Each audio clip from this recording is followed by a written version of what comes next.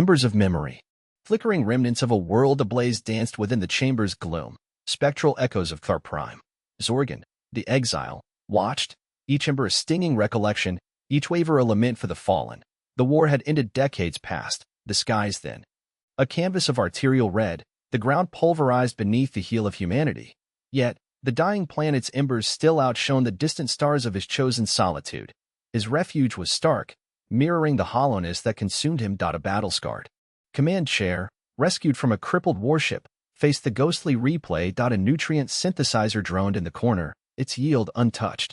Sustenance held little appeal, only the persistent sting of guilt. Barren walls held but a single, fractured portrait of Liana, his deceased mate.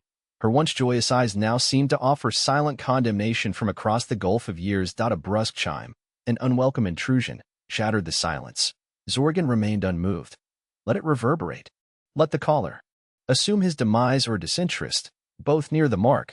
The summons repeated, sharper now. A vidscreen flickered to life beside the portal, revealing a Kthar cadet, her youthful face a study in resolute nervousness. Lyra. He recognized the bloodline. A scion of one of his former officers. A bright spark, full of a zeal he had long since relinquished. He exhaled, a dry rustle of air like wind through a parched ravine. He engaged the calm, identify yourself, cadet. His voice, rasped from disuse, carried the weight of campaigns lost and lives squandered. Lyra straightened, ramrod straight. Commander Zorgan, my apologies for disturbing you. I am Cadet Lyra, Kthar Academy. I request an audience concerning matters of historical import. Historical import. A bloodless phrase for the carnage he had orchestrated, the strategies he had employed, the world he had failed to defend. A mirthless chuckle almost escaped him. Denied. The Academy's sanitized databanks hold all the lessons you require. I possess nothing of value for you. Lyra held her ground. With respect, Commander, the Academy's accounts are incomplete, lacking vital perspective. Your insights would prove invaluable. Zorgan's gaze narrowed, scrutinizing her features. He perceived unyielding purpose, authentic curiosity. A potent combination. He understood her quest, the unvarnished truth. Yet, truth served as a venom, a creeping blight that would taint her spirit and leave her as barren as he. The truth is a luxury you cannot afford, Cadet. Return to your studies, master your tactics, prepare for the future. The past is best left undisturbed. But Commander, Lyra insisted, urgency coloring her tone, we must comprehend the past, learn from our blunders, lest we repeat them. A surge, akin to irritation, stirred within Zorgan. Blunders. The annihilation of Kthar Prime transcended mere error. It was a cataclysm, a cosmic reckoning unleashed by their own hubris.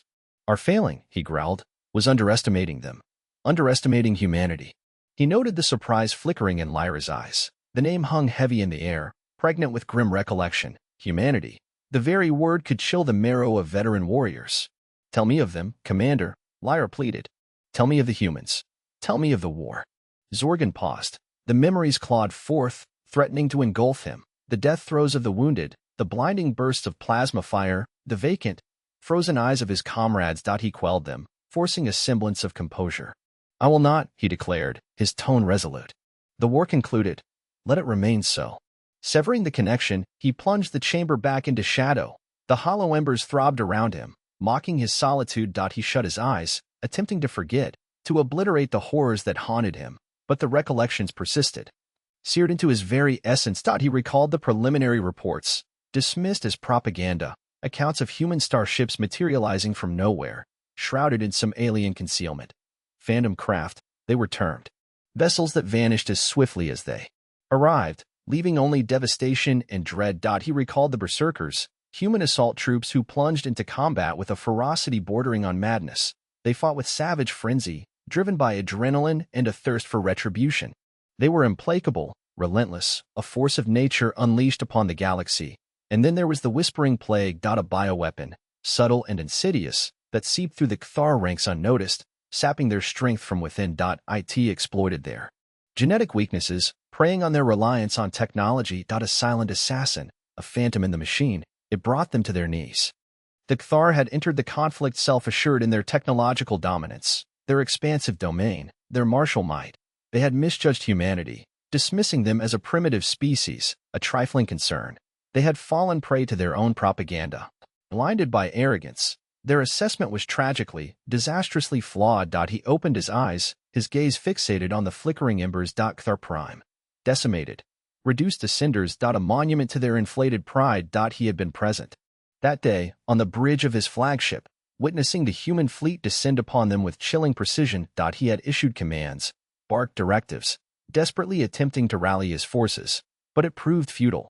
The humans were implacable, their strikes pinpoint and devastating. He remembered the instant the initial human warhead impacted Kthar Prime. An incandescent flash, trailed by a shockwave that tore through the planet's atmospheric shell. He felt the tremor resonate in his bones. The nauseating lurch as his ship was wrenched from its trajectory. He had watched Kthar Prime burn, its once magnificent metropolises reduced to ruins, its oceans evaporating, its skies choked with noxious fumes. He had watched as billions of his race perished, their lives extinguished in a heartbeat. He had endured, but a sliver of him had perished alongside them. He had lived to bear witness to their downfall, to shoulder the weight of their shame. He had striven to obliterate the memories, to bury them deep within the recesses of his mind. But they inevitably resurfaced, like the inexorable tide, washing over him, drowning him in remorse. He recognized Lyra's accuracy. They needed to glean wisdom from their errors. They needed to comprehend the events that transpired. But he lacked the fortitude to revisit them, to reopen wounds that had only begun to scar. He was a shattered warrior, haunted by phantoms. He had little remaining to offer. Only anguish and despair. Another chime. He disregarded it. The chime repeated, followed by a subdued voice. Commander Zorgan, Lyra here. Once more. I understand your reticence, but I shall not yield. Our people are entitled to know the truth. We owe it to them. He remained silent, his gaze transfixed on the embers. He could sense her presence, her unwavering resolve. She echoed Liana, his beloved mate. The same spark, the same fervent passion. He shut his eyes, grappling with his conscience. He knew that concealing the truth indefinitely was untenable. It would inevitably emerge, in some form or another, and upon its unveiling, it would be preferable if it originated from him. From an eyewitness. He drew a deep breath, bracing himself for the ordeal. Decades had been spent attempting to forget, yet now he recognized that he had no choice but to remember. He activated the calm cadet Lyra. He spoke, his voice barely audible. Enter. He registered her intake of breath, a mingling of astonishment and relief. Commander, you will speak with me. Yes, he responded.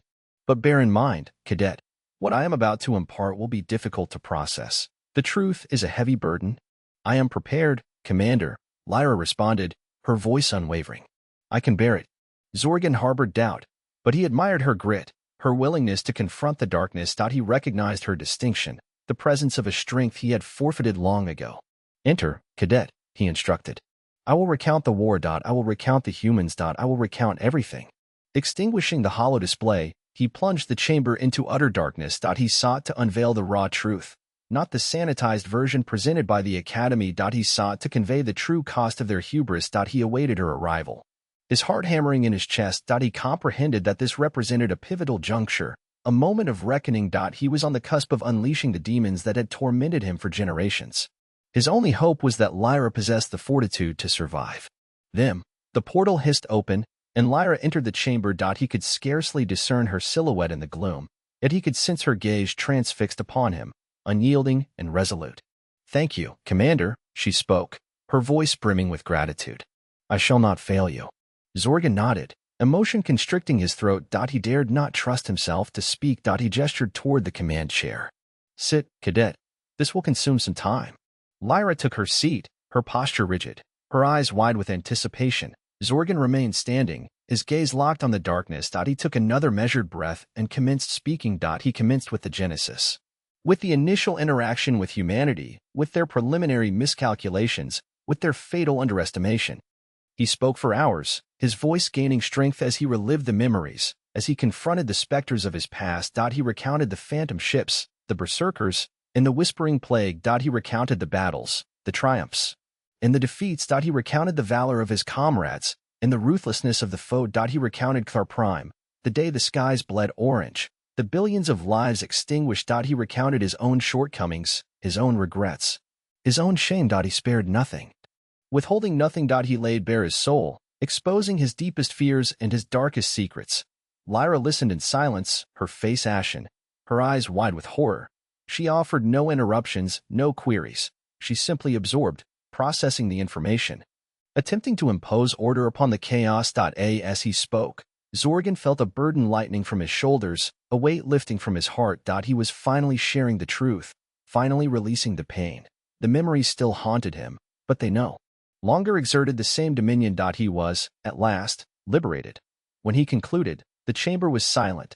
Lyra sat motionless, her eyes shut, her face stained with tears. Zorgan waited patiently, affording her time to assimilate everything. He understood that she required time to grieve, to reflect, to reconcile herself to the immensity of what she had learned.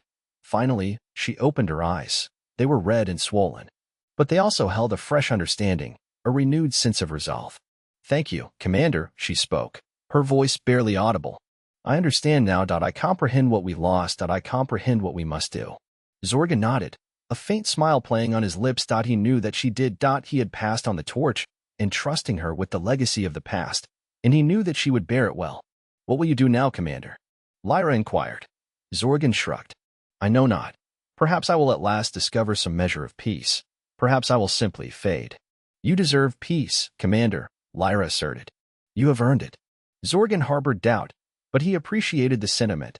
His existence had been spent fighting for his kind, sacrificing all for their survival. He had made errors, grievous errors, but his actions had always been guided by the noblest of intentions.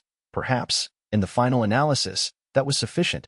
Lyra rose, her posture erect, her gaze unwavering. "I must depart, Commander. I have much to accomplish." Zorgan nodded. "Go, cadet. Fulfill your charge, safeguard our kind, and never forget the lessons ingrained within the past." Lyra saluted, her eyes shining with determination. "I shall not, Commander. I pledge it." She turned and moved toward the portal, her footfalls echoing in the silence. As she reached the threshold, she paused and glanced back at him. "One final matter, Commander," she spoke. "What was it like to face them in battle, the humans?" Zorgan hesitated. He was unsure whether he could furnish an answer. It was too intimate, too painful. Yet, he knew that she deserved to know. She needed to understand the enemy, to understand what they faced. He drew a deep breath and closed his eyes. He conjured images of the human ships, the human soldiers, the human weaponry. He conjured images of the destruction, the chaos, the carnage. He opened his eyes and looked at Lyra. His gaze was unwavering, his tone resolute. "It was akin to battling a tempest, cadet," he spoke. "A relentless, unforgiving tempest. They were brutal, they were merciless, they were terrifying. But they were also resourceful, determined, and, surprisingly, human." Lyra nodded, her face pale. "I am grateful, Commander," she replied. "I understand." She turned and departed from the chamber, leaving Zorgan alone in the darkness. He stood there for an extended period, his gaze locked on the empty doorway. He could still sense her presence, her energy, her hope. He closed his eyes and smiled. Perhaps, after all, hope remained for the Kthar. Perhaps, armed with the lessons of the past, they could construct a brighter future. Perhaps, one day, the embers of memory would finally dwindle, eclipsed by the light of a new dawn. The superior empire. The empire. At its zenith, Zorgan began, his voice a gravelly resonance that vibrated the very air of the cramped chamber.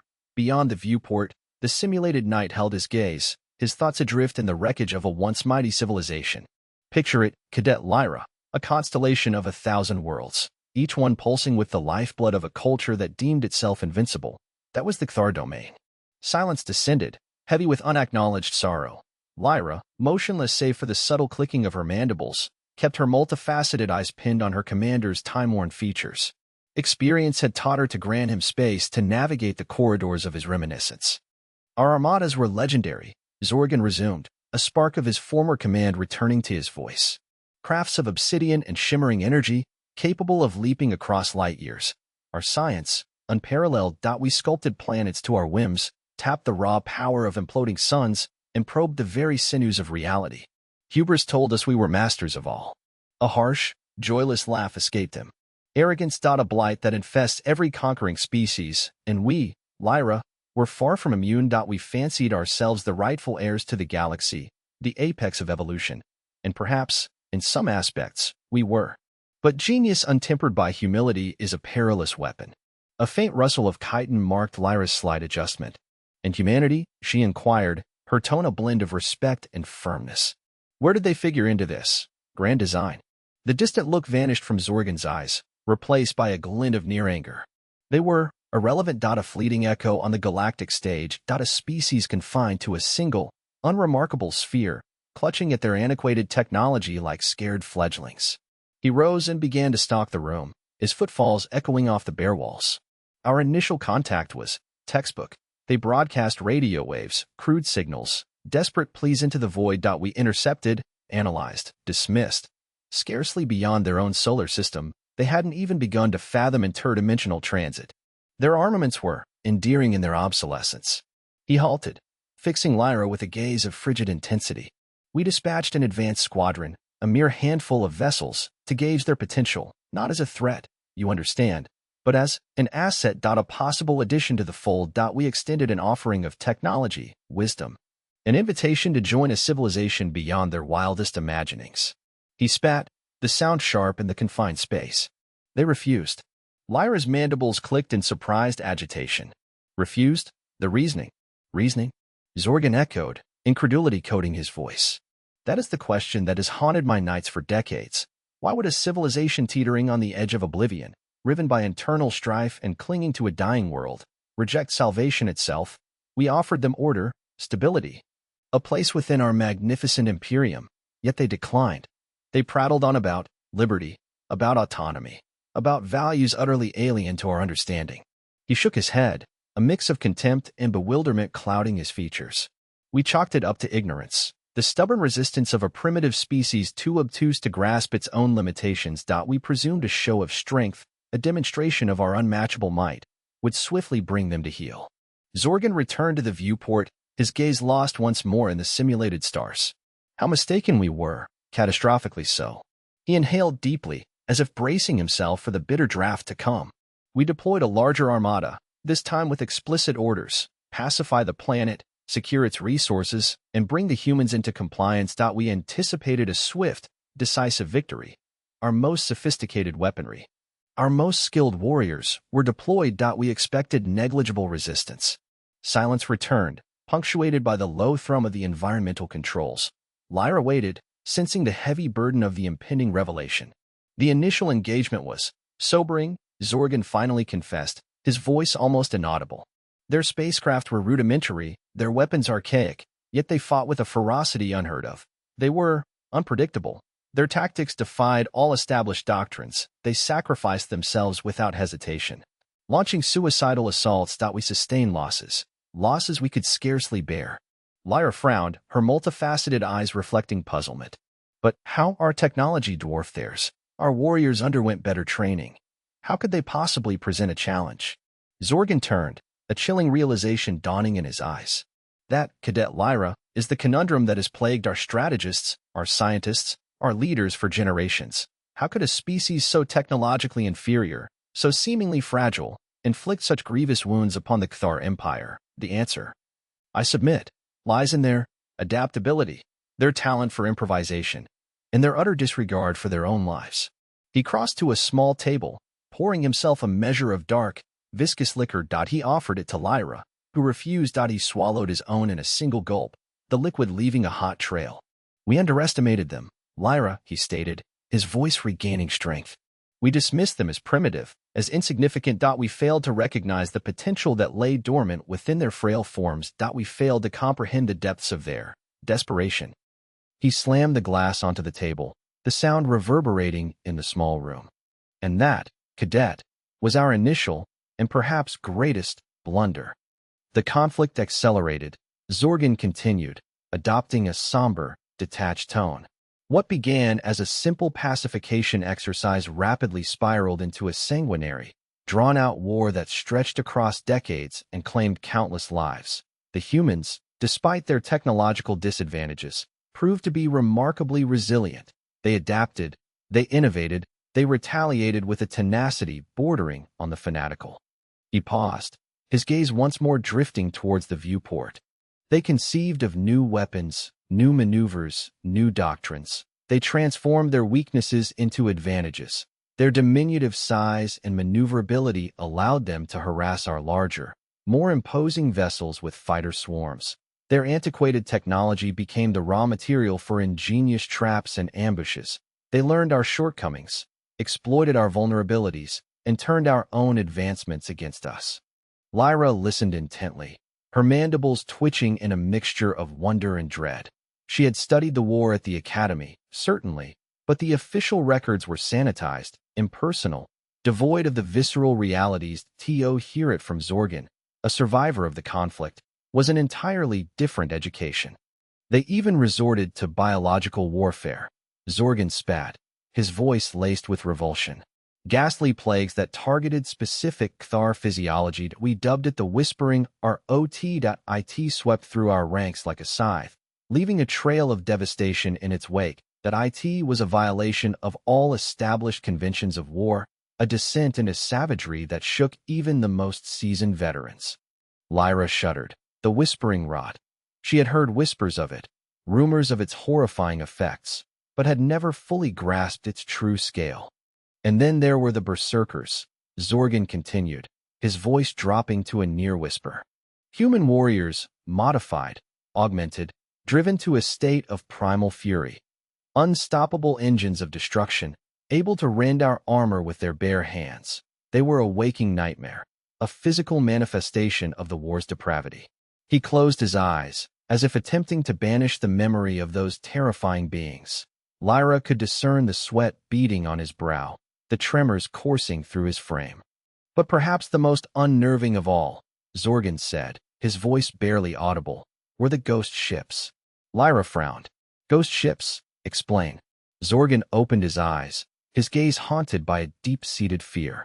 Human vessels lost to the void, hulls crippled beyond repair, their crews long gone, their systems corrupted by radiation and decay. But instead of drifting aimlessly, they continued to fight, driven by some unknown impulse, some twisted echo of their former purpose. They became instruments of death, like zombies, animated by the specters of their past, wreaking havoc on any who dared cross their path.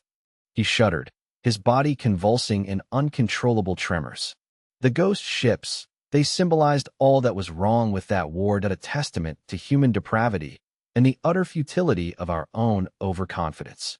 Zorgan turned away from Lyra, his back to her, his shoulders slumped with exhaustion and despair.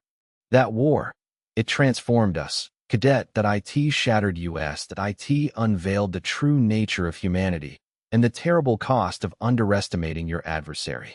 First blood. First blood, Zorgan grated, the pronouncement echoing starkly in the observation deck's sanitized atmosphere. Cadet Lyra shifted, the whisper of her plasteel boots against the deck a counterpoint to the silent grandeur of the nebula blazing beyond the viewport. A mesmerizing canvas of cosmic gases, a vibrant panorama belying an unfolding chronicle of horror. In the beginning, it wasn't all dread, Cadet, Zorgan rumbled, his voice a low cadence. There existed initial triumph. A surge of invincibility. He pivoted from the mesmerizing display, his multifaceted gaze settling somewhere beyond Lyra. Lost in the intricate pathways of recollection, he envisioned the command deck of the Cthars Fury, his inaugural charge. The air then had throbbed with anticipation, a world away from the present gloom. The tactical array pulsed with the jade luminescence of Cthar cruisers, each a testament to technological prowess, eclipsing the faint crimson specks representing the meager human settlements. Those outposts, Zorgan began, were inconsequential, scarcely more than glorified resource extraction sites, clinging to barren asteroids at the fringes of their claimed space. Resistance was almost non-existent. Lyra listened intently, conjuring the scene. The Cthar, a civilization sprawling across galaxies, encountering a species confined to a single solar system. The imbalance of might must have been overwhelming. The directives were straightforward. Secure the area, suppress any opposition, and establish a forward base. Standard subjugation procedure, Zorgan stated, a tang of bitterness coloring his voice. We moved with what we believed was clinical efficiency. Our energy projectors dissolved their defenses in moments. Their vessels, archaic contraptions of metal and chemical propellants, were brushed aside like gnats. A pause descended, the hum of the ship amplifying the silence. The reports streamed in. Outpost Alpha secured, resistance negligible. Outpost Beta neutralized, civilian casualties minimal. Outpost Gamma. Zorgan's voice trailed off, a soft clicking emanating from his mandibles. Gamma was different entirely. Lyra leaned forward, a crease forming on her brow. Different, Commander? Indeed, Zorgan affirmed, his gaze hardening. They contested, not with any prospect of victory, understand. Yet they fought with a tenacity that took us aback. Their armaments were rudimentary, their strategies practically suicidal. They hurled themselves at our cruisers in antiquated fighters, cannons blazing, fully cognizant of their impending demise. He recalled the image emblazoned on the Fury's primary display. A minuscule human fighter, its hull compromised and venting atmosphere, hurtling toward the flagship with reckless abandon. A futile gesture, a desperate act of defiance, yet it planted a seed of disquiet in Zorgan's consciousness. We eradicated them, naturally, he went on, erased them from existence. However, their defiance, it was unsettling that it belied the profile of a species ripe for conquest. The early triumphs, regardless, drowned out such considerations. The Cthar forces reveled in their effortless victories. Holographic representations of conquered outposts were disseminated across the fleet, igniting a surge of patriotic fervor. Standards bearing the Cthar sigil, a stylized claw grasping a star, adorned every passageway. The dining halls resounded with raucous laughter and the resonance of energy goblets. A carnival mood prevailed, Zorgan recounted, his tone laced with scorn. Officers lauded each other on their impeccable execution. Warriors boasted of their battlefield prowess. They derisively called the humans softskins, primitives, easy pickings. He remembered the conceit that permeated the Cthar echelons, the unwavering conviction in their superiority, the assumption that the humans would crumble before their might. It was a perilous complacency, a failure to apprehend the true nature of their adversaries. Lyra perceived the shift in Zorgan's narrative. The initial triumphalism was dissipating, yielding to a more somber, foreboding tone. She had studied the history of the human war. Of course, she knew the overarching narrative, but never had she heard it conveyed with such visceral dread. The situation reports from the front began to feel disconcerting, Zorgan murmured, his voice barely audible. The humans, despite their technological deficiencies, displayed remarkable adaptability. They learned from their defeats, devising novel tactics and weaponry. They were evolving at an alarming rate.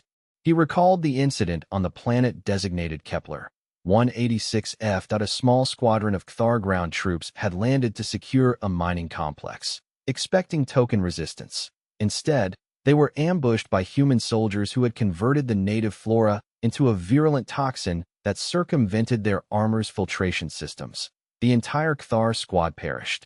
They resorted to biological weaponry, Zorgan said, the clicking of his mandibles returning, now tinged with revulsion. Crude, barbaric practices, but devastatingly effective. They flouted the established rules of engagement, disregarding conventional warfare protocols. They engaged in subterfuge. The Cthar High Command dismissed these events as anomalies, the desperate measures of a vanquished species. They reinforced the ranks, tightened security, and reaffirmed their commitment to a swift and decisive resolution. But hairline fractures were beginning to appear. The initial euphoria ceded ground to gnawing unease. Lyra scrutinized Zorgan, noting the deep lines etched into his face. The world weariness in his gaze. He was reliving the conflict, not as a scholar, but as a survivor, haunted by apparitions of the past. The celebrations persisted, Zorgan stated, but the laughter resonated with less conviction, the boasts less assured. The warriors began to glance over their shoulders, anticipating the next assault. These softskins were anything but.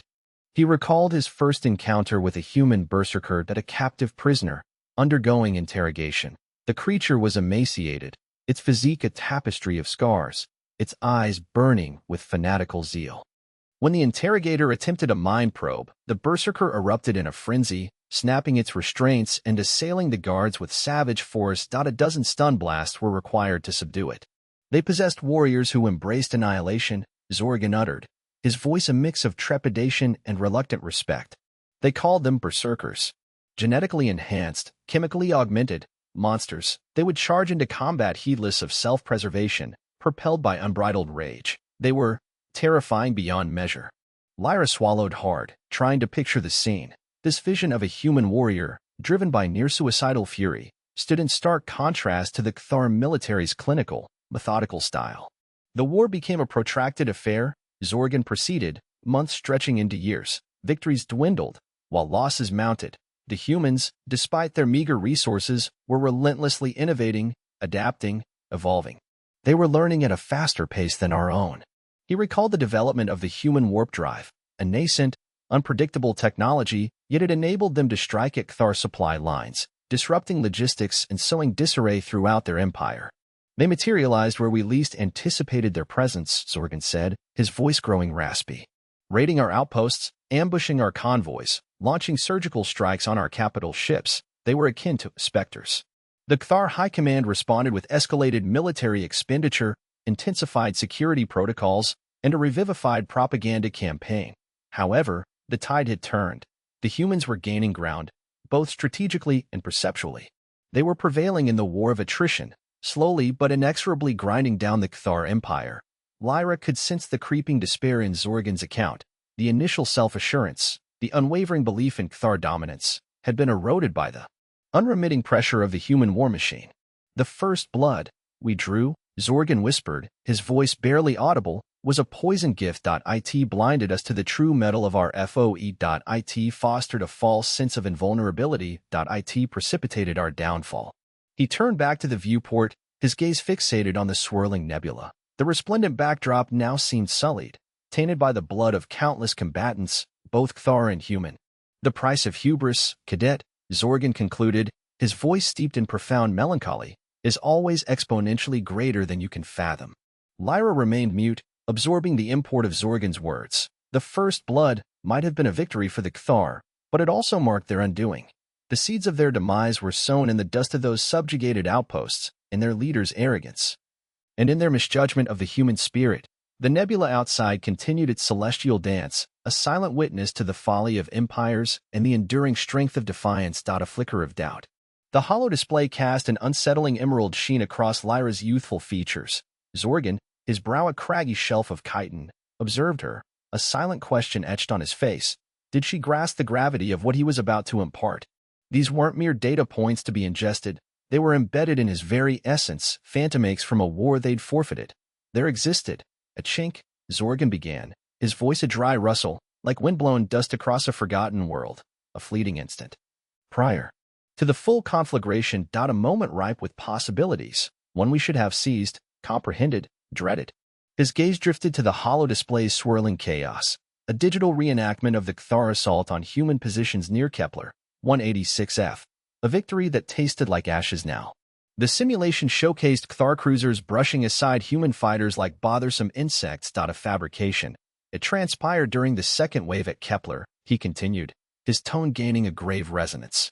The Softskins predictably deployed their standard suite of antiquated interceptors, pathetic contraptions, hardly a challenge for our Drakons, let alone our capital ships. Lyra stirred, her antennae quivering. But you mentioned. I am aware of what I mentioned, cadet, Zorgan retorted, then softened his inflection. Pardon my impatience. The recollection still festers. We were assured, hubristic, even. We anticipated a swift, decisive triumph, which, for the most part, we achieved, until, Zorgan tapped a control. The hollow display magnified, isolating a lone, flickering spark within the melee. A human fighter, an F-224, what the Cthar had dismissively dubbed tin cans. This one, Zorgan stated, his voice thick with regret. Pilot identity unknown. We never ascertained his designation. He should not have been capable of what followed. The hollow display replayed the engagement in excruciating slow motion. The fighter initially seemed indistinguishable from its brethren, a cumbersome machine weaving erratically between the towering Cthar warships. But then, it transformed. Observe, Zorgan instructed, pointing a clawed digit at the screen. Note how he anticipates the Draken's attack vectored. He should have been incapable of calculating that trajectory in real time. The processing power of those archaic fighters was laughable. Abruptly, the human fighter executed an impossible maneuver. Not a simple roll or prescribed evasion, but a defiance of physics to dance a sinuous sequence of twists and turns that somehow kept him just ahead of the pursuing Draken's plasma bolts. Lyra inhaled sharply. He evaded it. But how?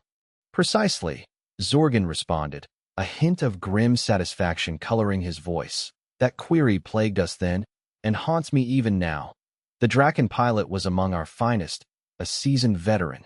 Yet, this soft skin, in his cobbled-together fighter, outmaneuvered him, repeatedly. The simulation depicted the human fighter threading a needle through a storm of plasma fire, dodging laser strikes with improbable skill. He wasn't simply evading. He was creating that each action a novel rejoinder to the fluid battlefield. He was reacting, Lyra uttered, her voice hushed with wonder. Not simply adhering to programmed routines, he was thinking, feeling. Zorgan offered a deliberate nod.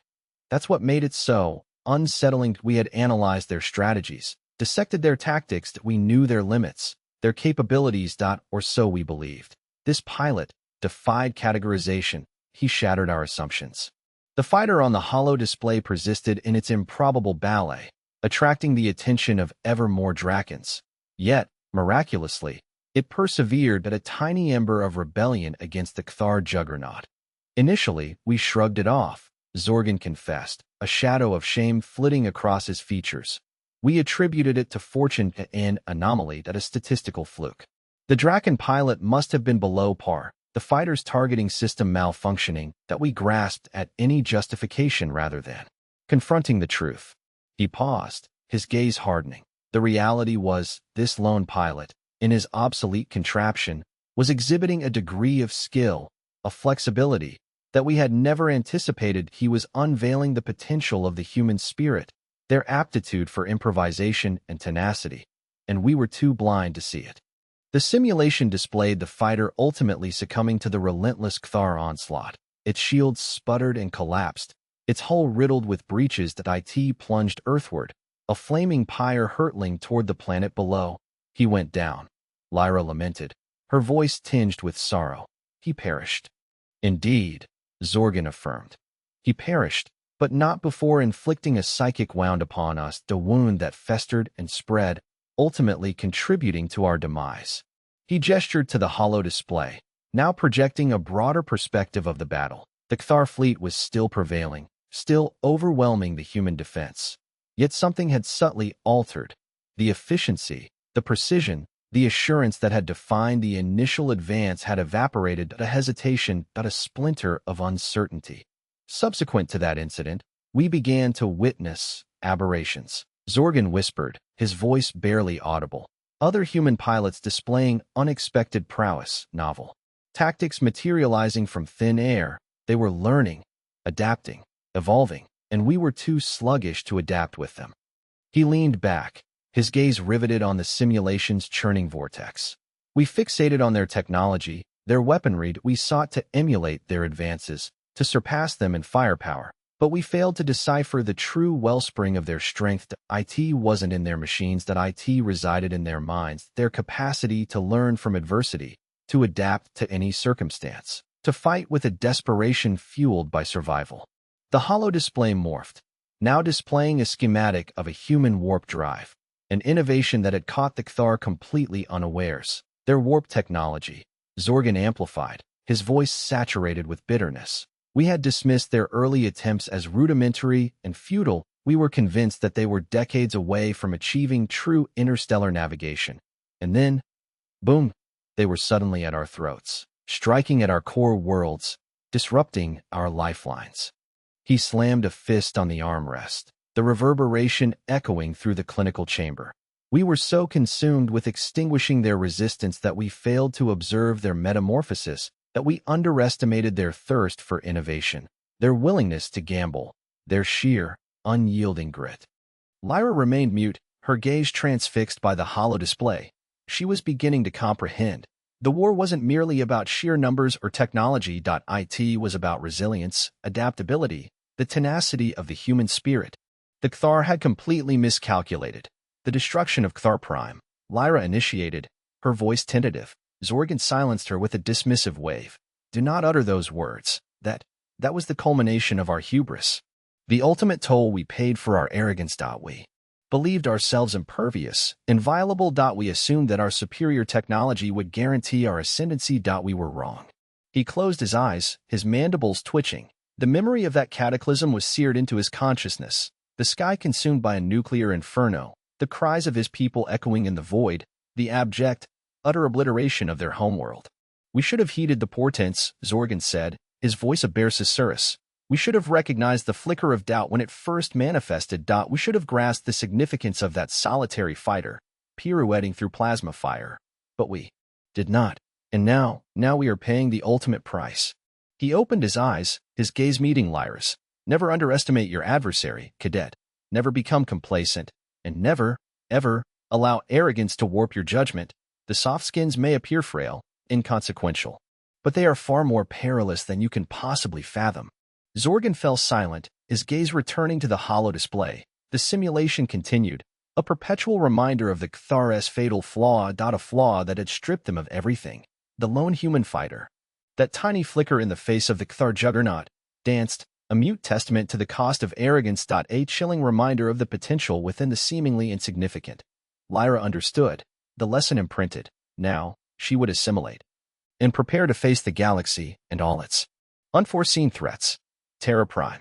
Terra Prime. The very name reverberates within my shell, a mournful dirge. We declared it a triumph then, a vital conquest on the path to galactic dominance. We deluded ourselves, profoundly, ruinously so.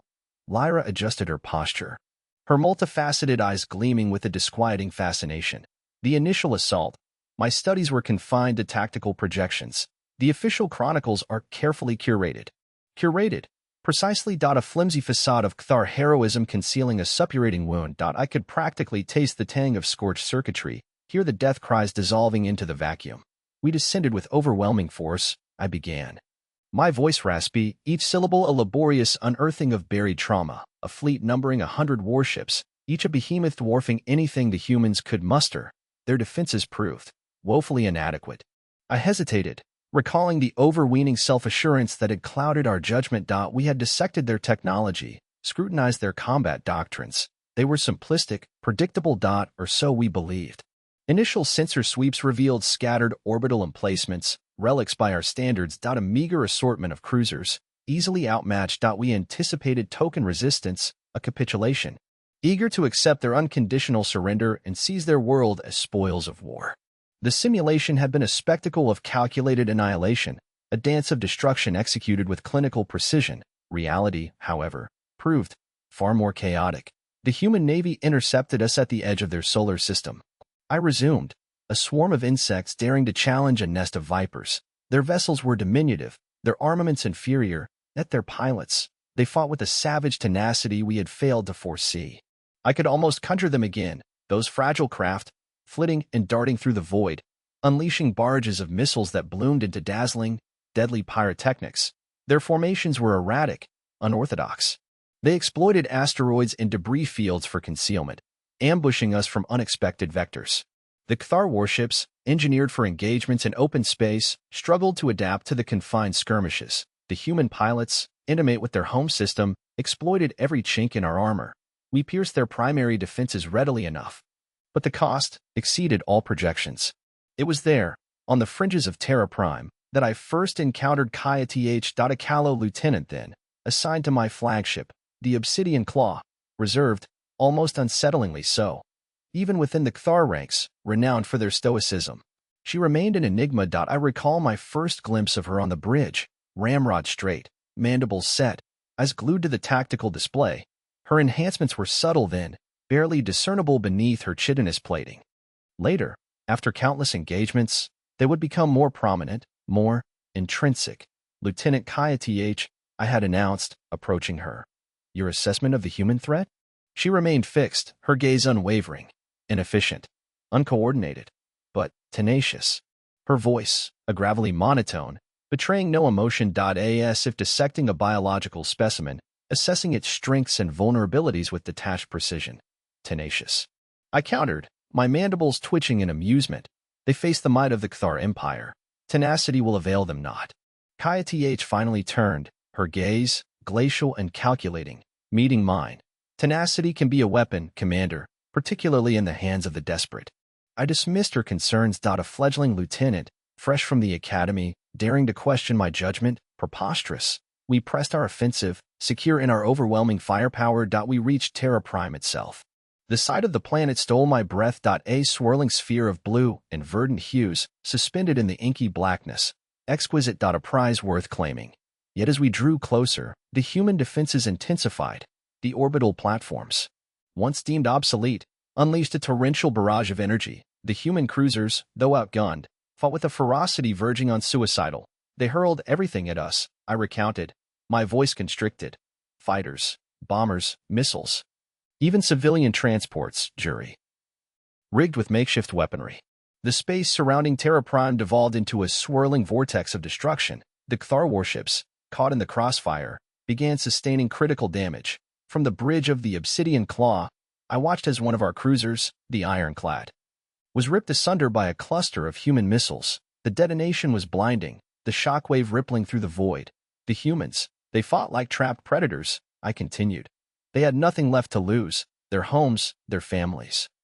Everything hung in the balance. Kaya Th was the first to recognize the shift in the tide. While I remained fixated on the broader strategy, she scrutinized the subtle details, the nuanced changes in human tactics. Commander, she reported, her voice steady amidst the pandemonium. The humans are adapting. They are exploiting our weaknesses. I frowned, elaborate. They are targeting our energy conduits, our shield matrices, deploying EMP weaponry to cripple our systems. I scoffed. Crude tactics. They will not triumph. Yet Kaya Th was proven right. The humans were evolving. They were learning. And they were inflicting damage. We subjected Terra Prime to orbital bombardment, I confessed, the words laden with remorse.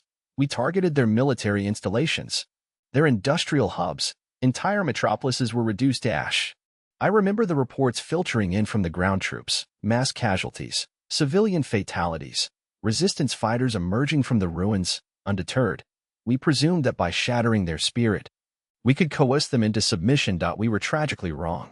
The bombardment merely solidified their resolve. It hardened their hearts, transformed them into something terrifying. Kaya Th, ever the pragmatist, offered a chilling prognosis. They no longer fight for survival, Commander.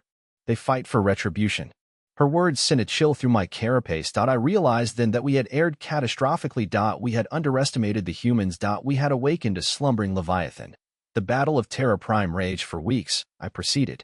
Weeks of unyielding combat, of ceaseless death and devastation. We eventually secured the planet, but the price was far too exorbitant. We had claimed the battle, only to forfeit the war. The occupation of Terra Prime became a protracted nightmare. The human resistance proved fierce, unrelenting.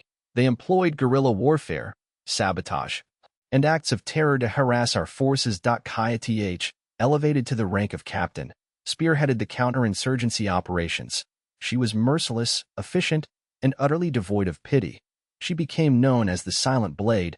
I breathed, my voice barely audible, a whisper that instilled dread in the hearts of the humans. Kaya Th believed that the only means of quelling the human rebellion was to obliterate their morale.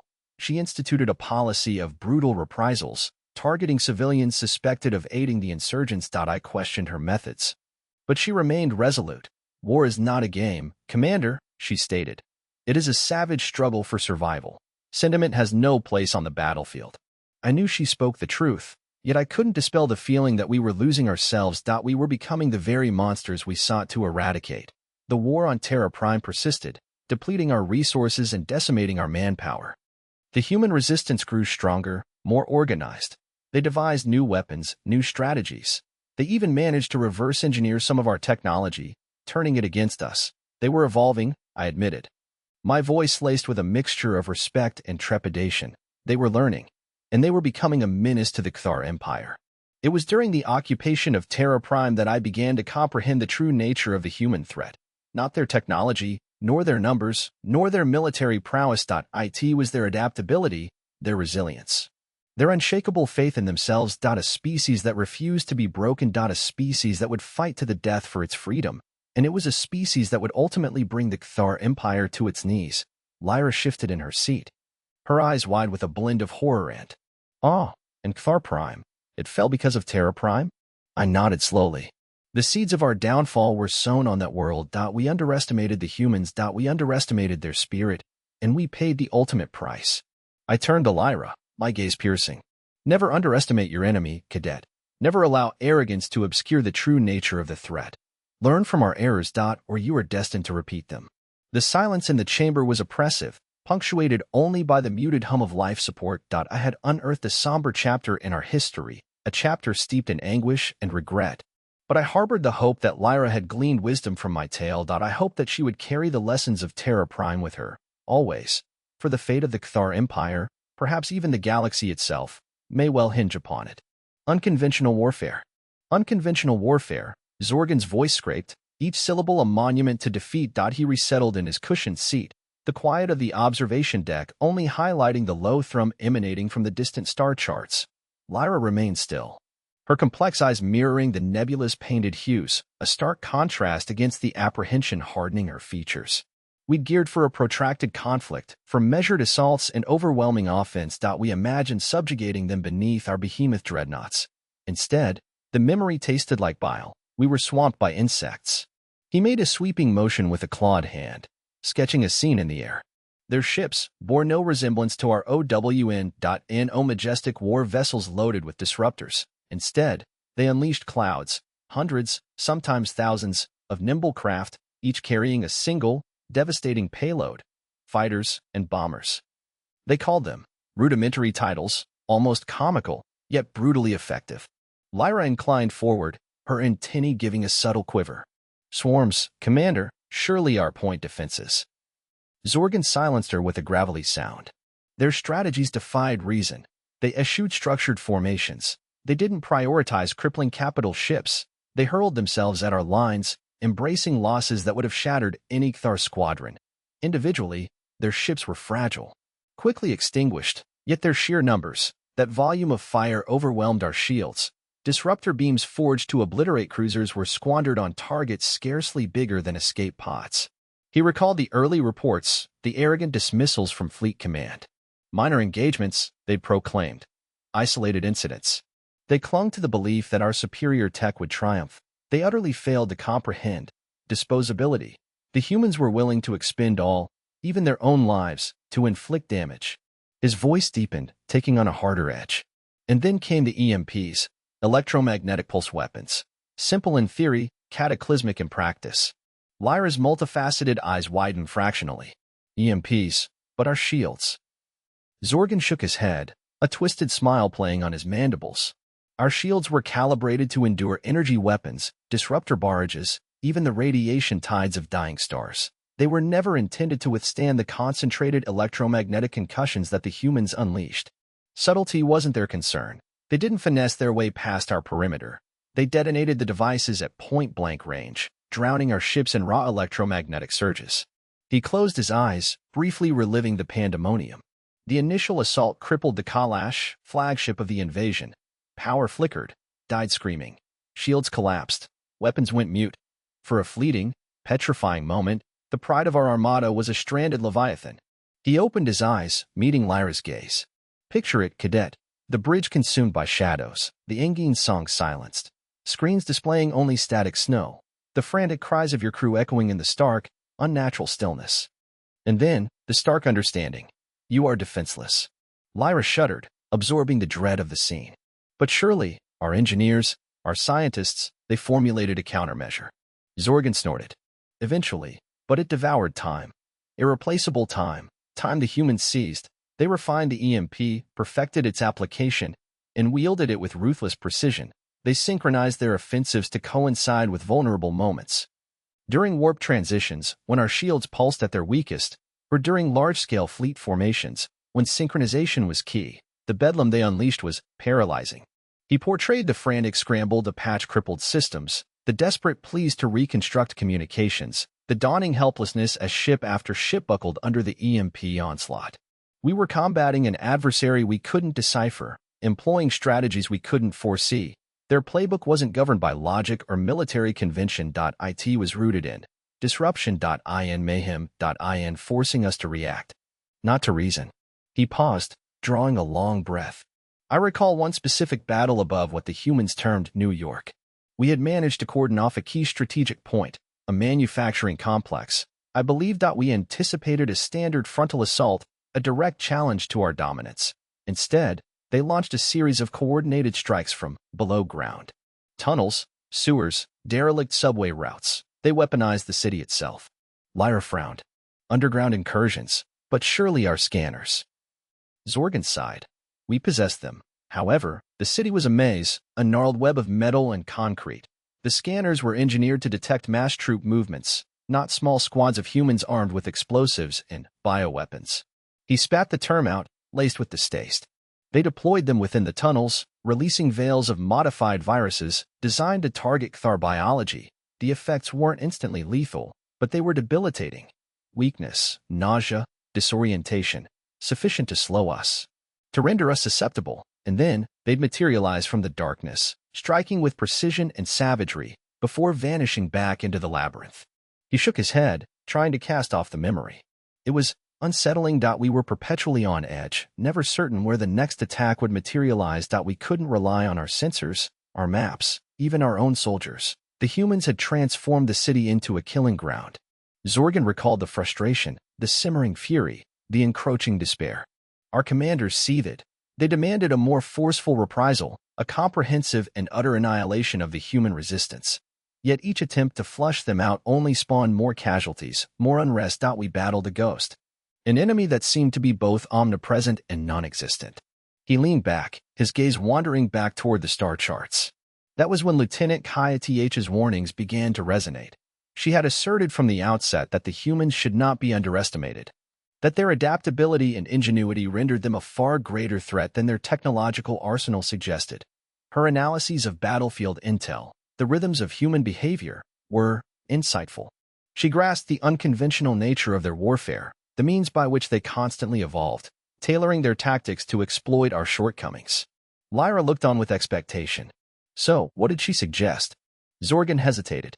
She advocated a strategic pivot, a transition from a war of conquest to one of containment. She maintained that we should concentrate on securing vital strategic zones, isolating human populations, and slowly constricting their resources. It was a contentious proposal, especially given the initial directives of the invasion.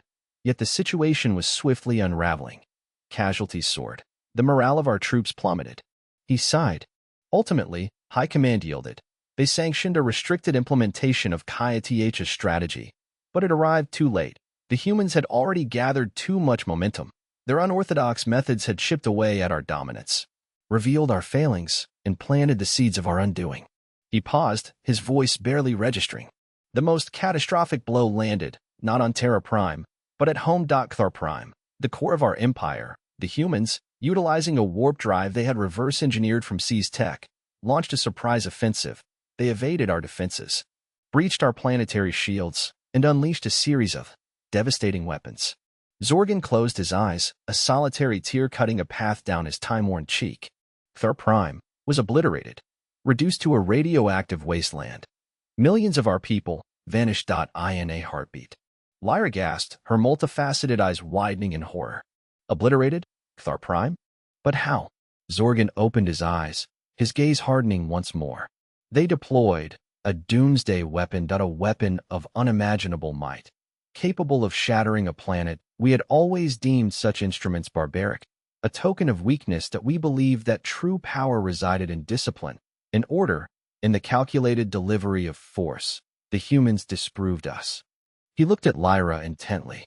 They demonstrated that true might dwells in adaptability, in innovation, in the readiness to do whatever is needed to survive. They taught us a painful lesson about the cost of hubris, the perils of underrating your enemy, and the crushing results of failing to adjust to shifting circumstances. He leaned forward, his voice laced with urgency. Remember this, Cadet Lyra. Never belittle your adversary. Never grow complacent. Always prepare for the unforeseen, because in war, as in life, the sole constant is transformation, and those who cannot adapt shall perish. The silence descended, heavy and absolute, punctuated only by the gentle whir of the star charts. Lyra stared at Zorgan, her mind spiraling from the horrors he had recounted, the stories she had absorbed of the human war, the yarns of Cthar triumph and glory, were now demolished, replaced by a barren and brutal reality. She finally spoke, her voice a mere whisper. "Commander, what became of Lieutenant Kayatich?" Zorgan's expression softened slightly. "Kayatich," she endured. "She was engaged in a scouting mission when Cthar Prime fell. She carries the same burden I do, the weight of our failures. But she also carries something more, hope. She believes that we can glean from our errors, that we can construct a better future, that a future where such calamities never occur again." He stood, his movements slow but purposeful. "She is developing a fresh strategy, a new approach to interstellar relations. One rooted in understanding, in partnership, in mutual regard. It is a lengthy and challenging course, but it is the only path forward." He looked at Lyra, his eyes filled with a blend of sorrow and determination. "Your generation, cadet, will inherit this responsibility. You will hold the keys to shaping the destiny of our empire. And I trust that you will glean from our mistakes, that you will welcome Kayatich's vision, and that you will never forget the lessons forged in the human war." He turned and strode toward the exit, leaving Lyra alone with her reflections. The nebula spun around her, a silent observer to the rise and fall of civilizations, the endless cycle of war and peace. She knew that the road ahead would be steep, but she knew she was prepared to meet it. She would learn from the past, embrace the future, and expend everything in her power to prevent another Cthar Prime. The weight of the galaxy settled on her young shoulders, the price of arrogance. A baleful sun, Terra Prime, cast a crimson pall over the viewport, illuminating a graveyard of shattered warships and expiring nebulae. The campaign was meant to be a rapid subjugation, a brutal exhibition of Cthar might designed to break humanity's will. Instead, it devolved into a debacle. Lyra fidgeted, the sterile tang of the training base stinging her nostrils. She could almost taste the bitter ozone of discharged plasma, hear phantom screams echoing from the abyss. That Zorgan's voice, usually a resonant rumble, now emerged as a fractured whisper, each syllable laced with anguish.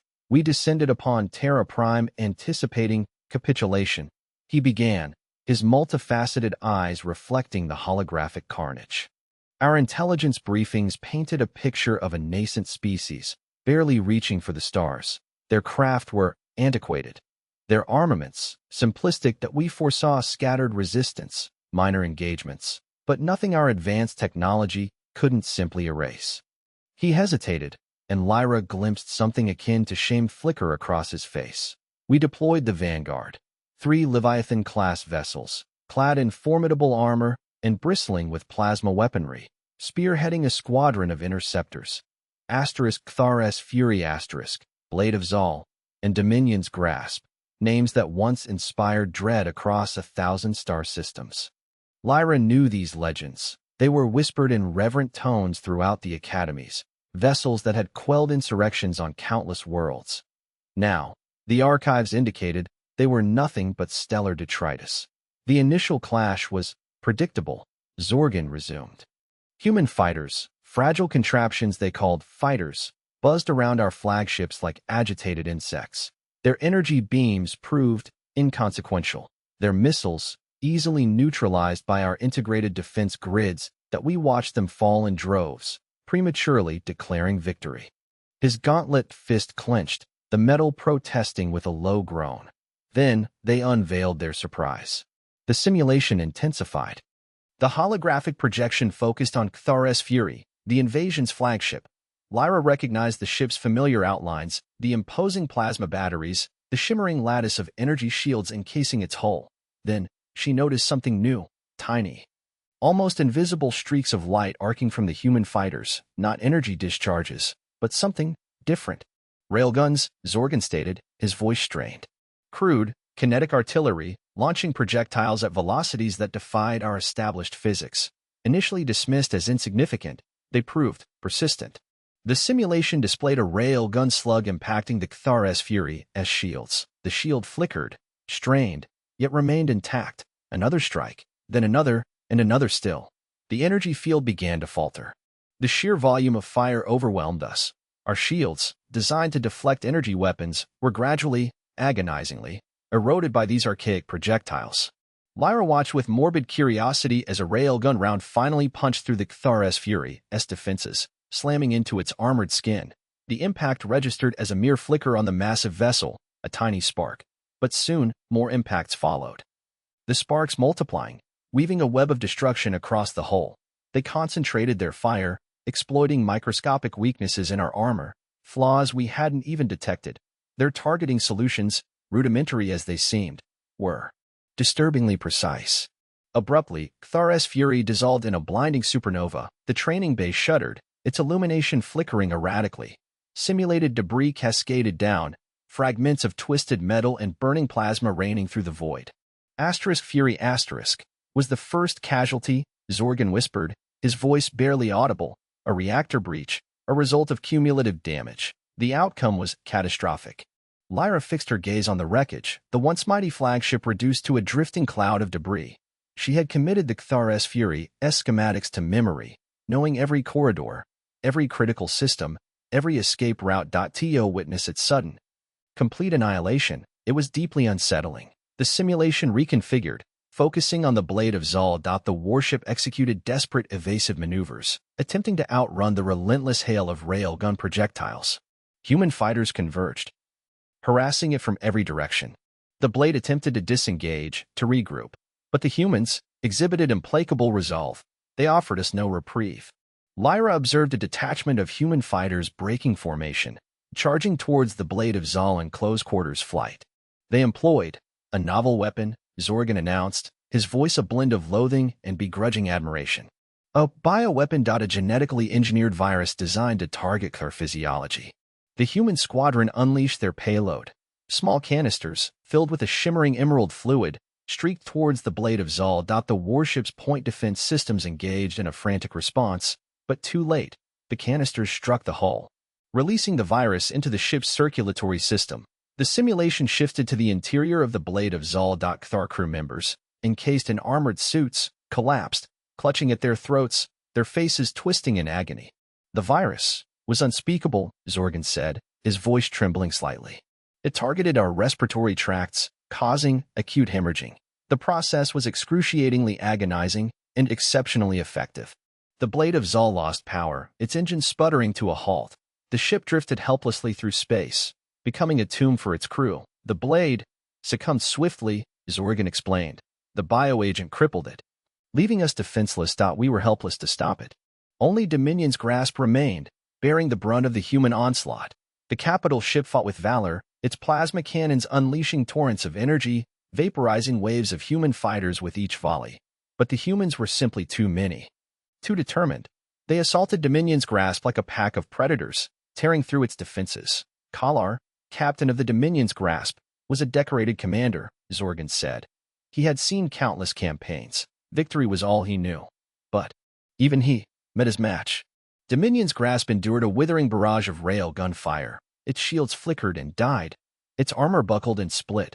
Fire spread uncontrollably. Kalar ordered a full withdrawal, Zorgan said. He realized that the loss of the Dominion's grasp would jeopardize the entire operation. He sought to regroup, to reassess. He needed to decipher their strategy. The humans did not permit Dominion's grasp to escape. They pursued relentlessly, fighters flitting through its defensive perimeter, continuing to batter its structure with railgun rounds. Finally, inevitability struck. A railgun round impacted the Dominion's grasp's engine core, triggering a cataclysmic detonation. The warship disintegrated, its debris scattering across the void. Dominion's grasp was the final loss, Zorgan finished, his voice heavy.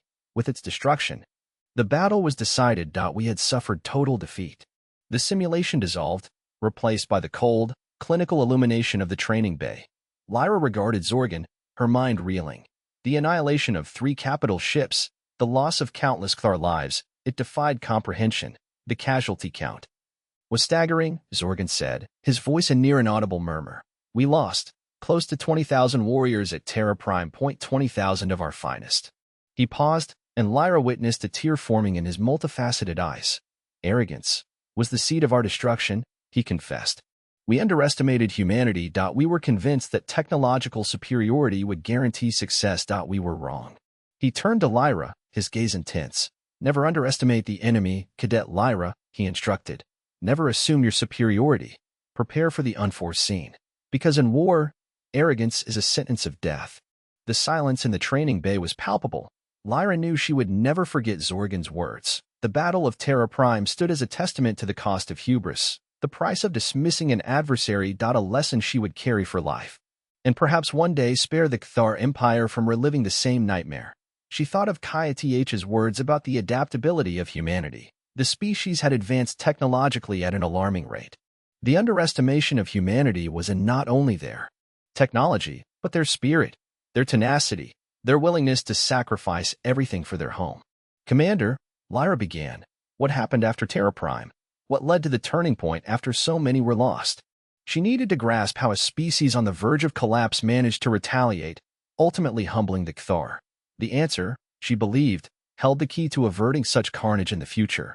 Zorgan sighed, a sound burdened with regret. After Terra Prime, the High Council was consumed by panic. Their earlier arrogance now replaced by desperation, they started making increasingly rash decisions.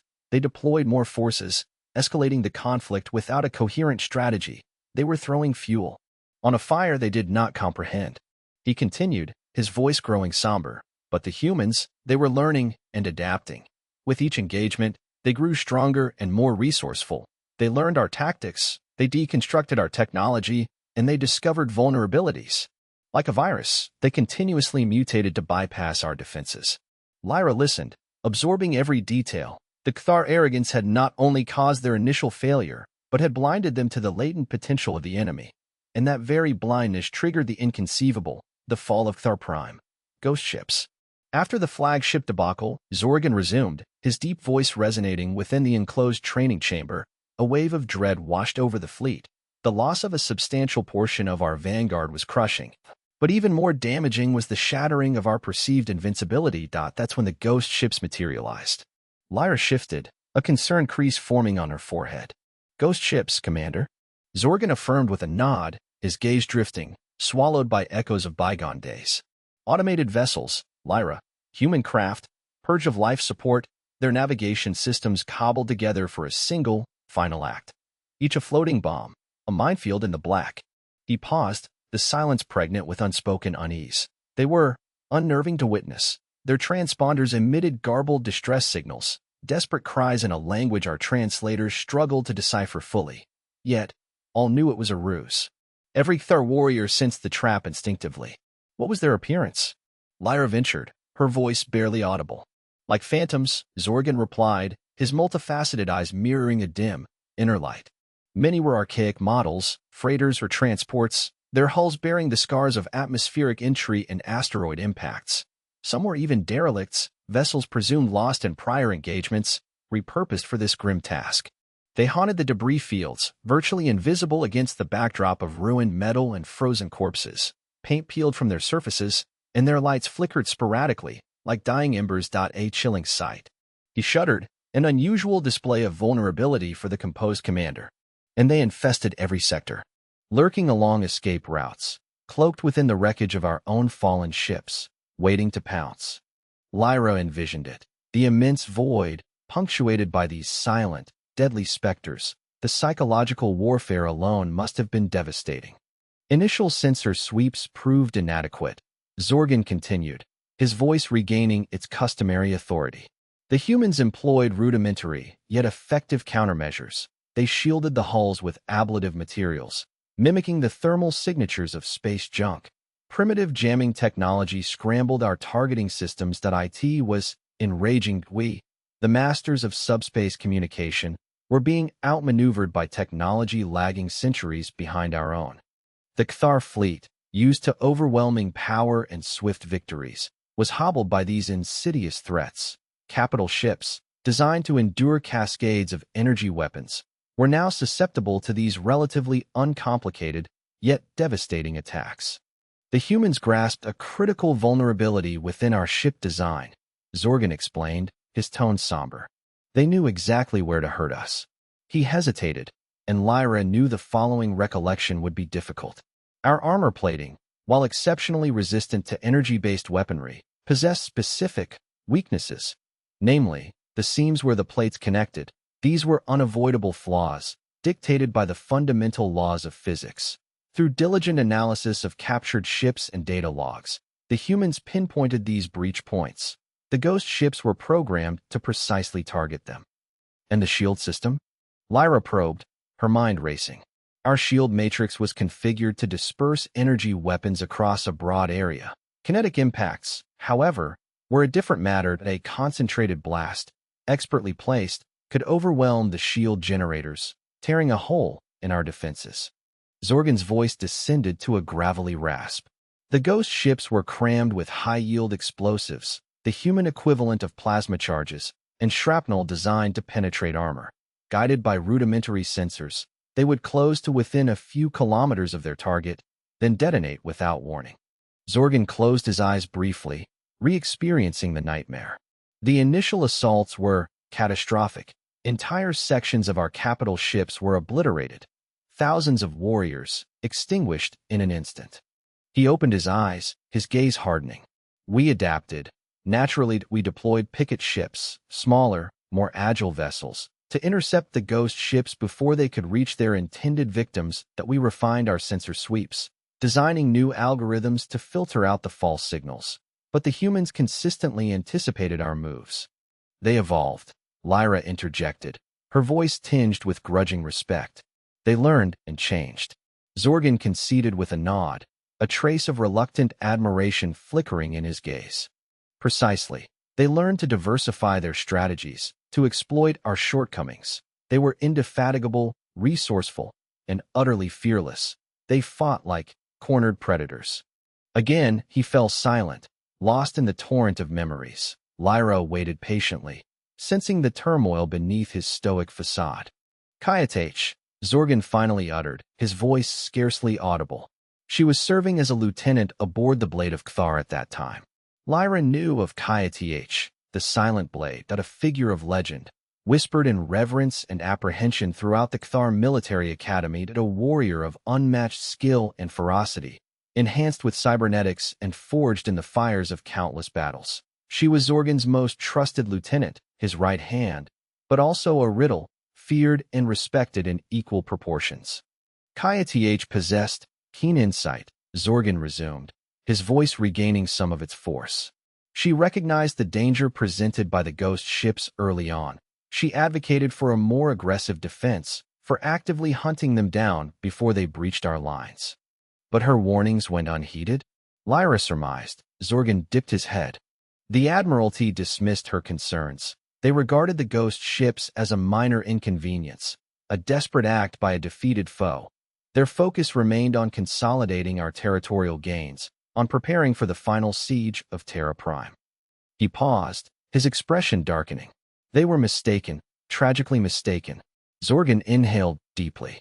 The Blade of Cthar was assigned to patrol the fleet's outer perimeter, safeguarding against any intrusions. It was a monotonous, unrewarding task, but Kayatech approached it with dedication. She drilled her crew mercilessly, pushing them beyond their limits. She implemented her own sensor protocols, devised new tactical procedures.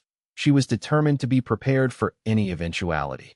And then, Lyra urged, her pulse quickening. Zorgan closed his eyes. A ghost ship penetrated the picket line. A small freighter, heavily damaged, its transponder broadcasting a weak, almost imperceptible distress signal. It was on a direct course for the Blade of Cthar. He opened his eyes, his gaze drilling into hers. The bridge crew detected the craft, of course, but they dismissed it as benign. A derelict, drifting aimlessly through space. They failed to recognize the peril until it was far too late. Kayatech did, Lyra asserted.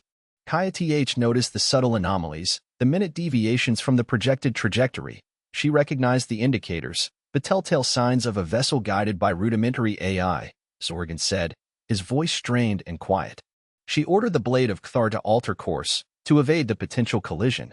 But time had run out. The ghost ship was upon them. Zorgan paused, the silence stretching, taut and fragile.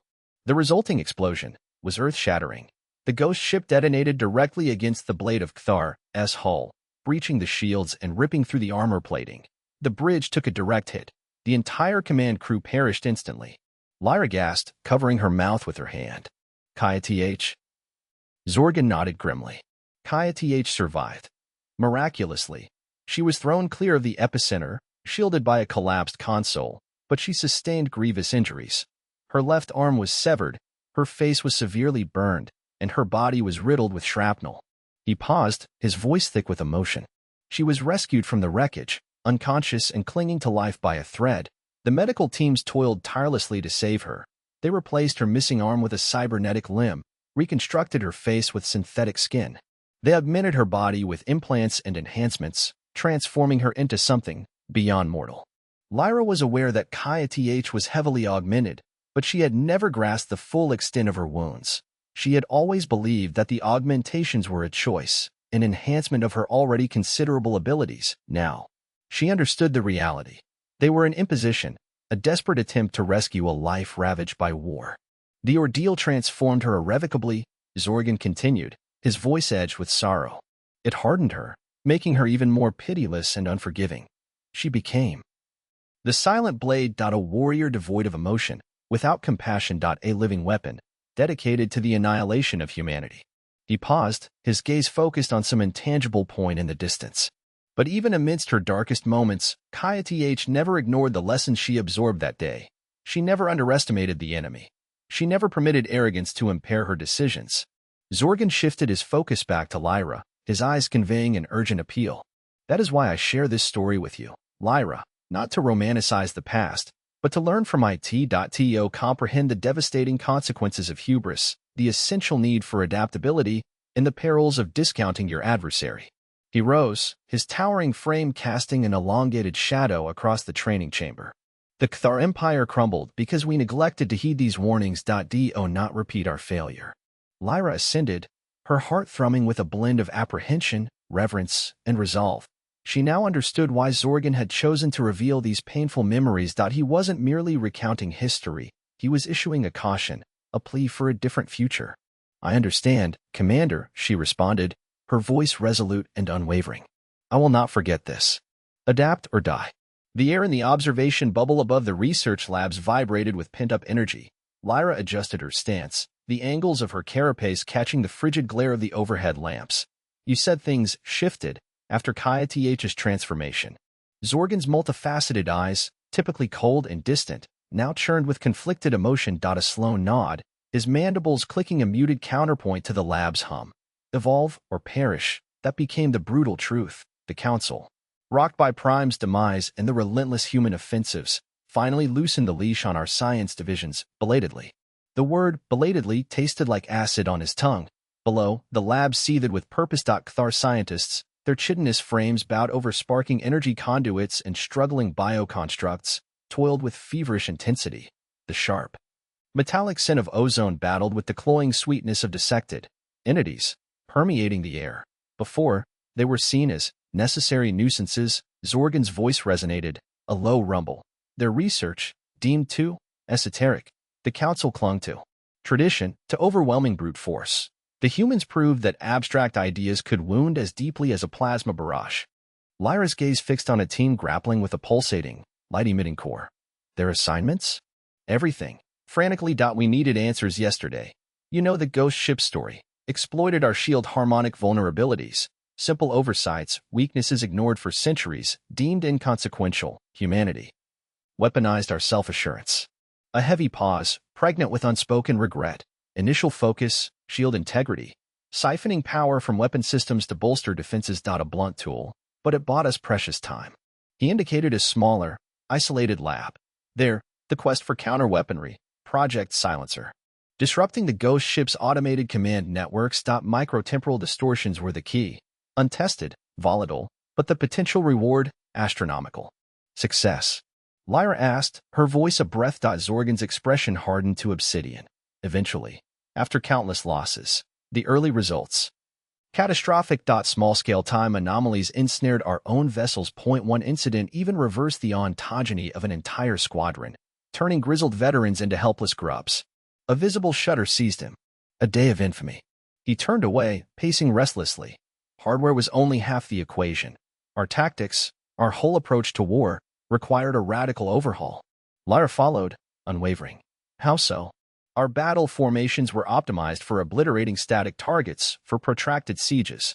Humans, insects, flitting, stinging, exploiting any gap, avoiding pitched battles unless victory was assured. We had to become equally adaptable. Zorgan led Lyra to a holographic display ablaze with a battle simulation. Crimson icons, Cthar cruisers, pirouette around clusters of gray, the ghost ships. A brutal dance of energy, a chaotic ballet of near misses. Our new doctrine. Adaptive engagement.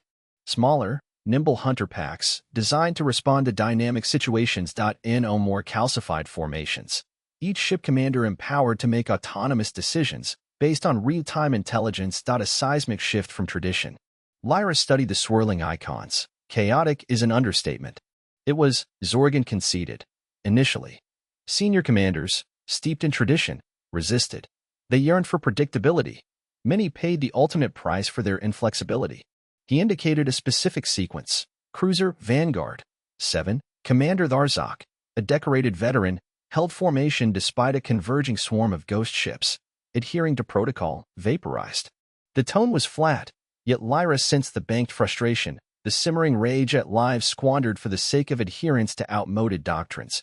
I personally oversaw the retraining, Zorgan continued. Endless simulations. Commanders pushed past breaking point, forced to improvise, to react instinctively. Grueling. Many resisted. Some even questioned my authority.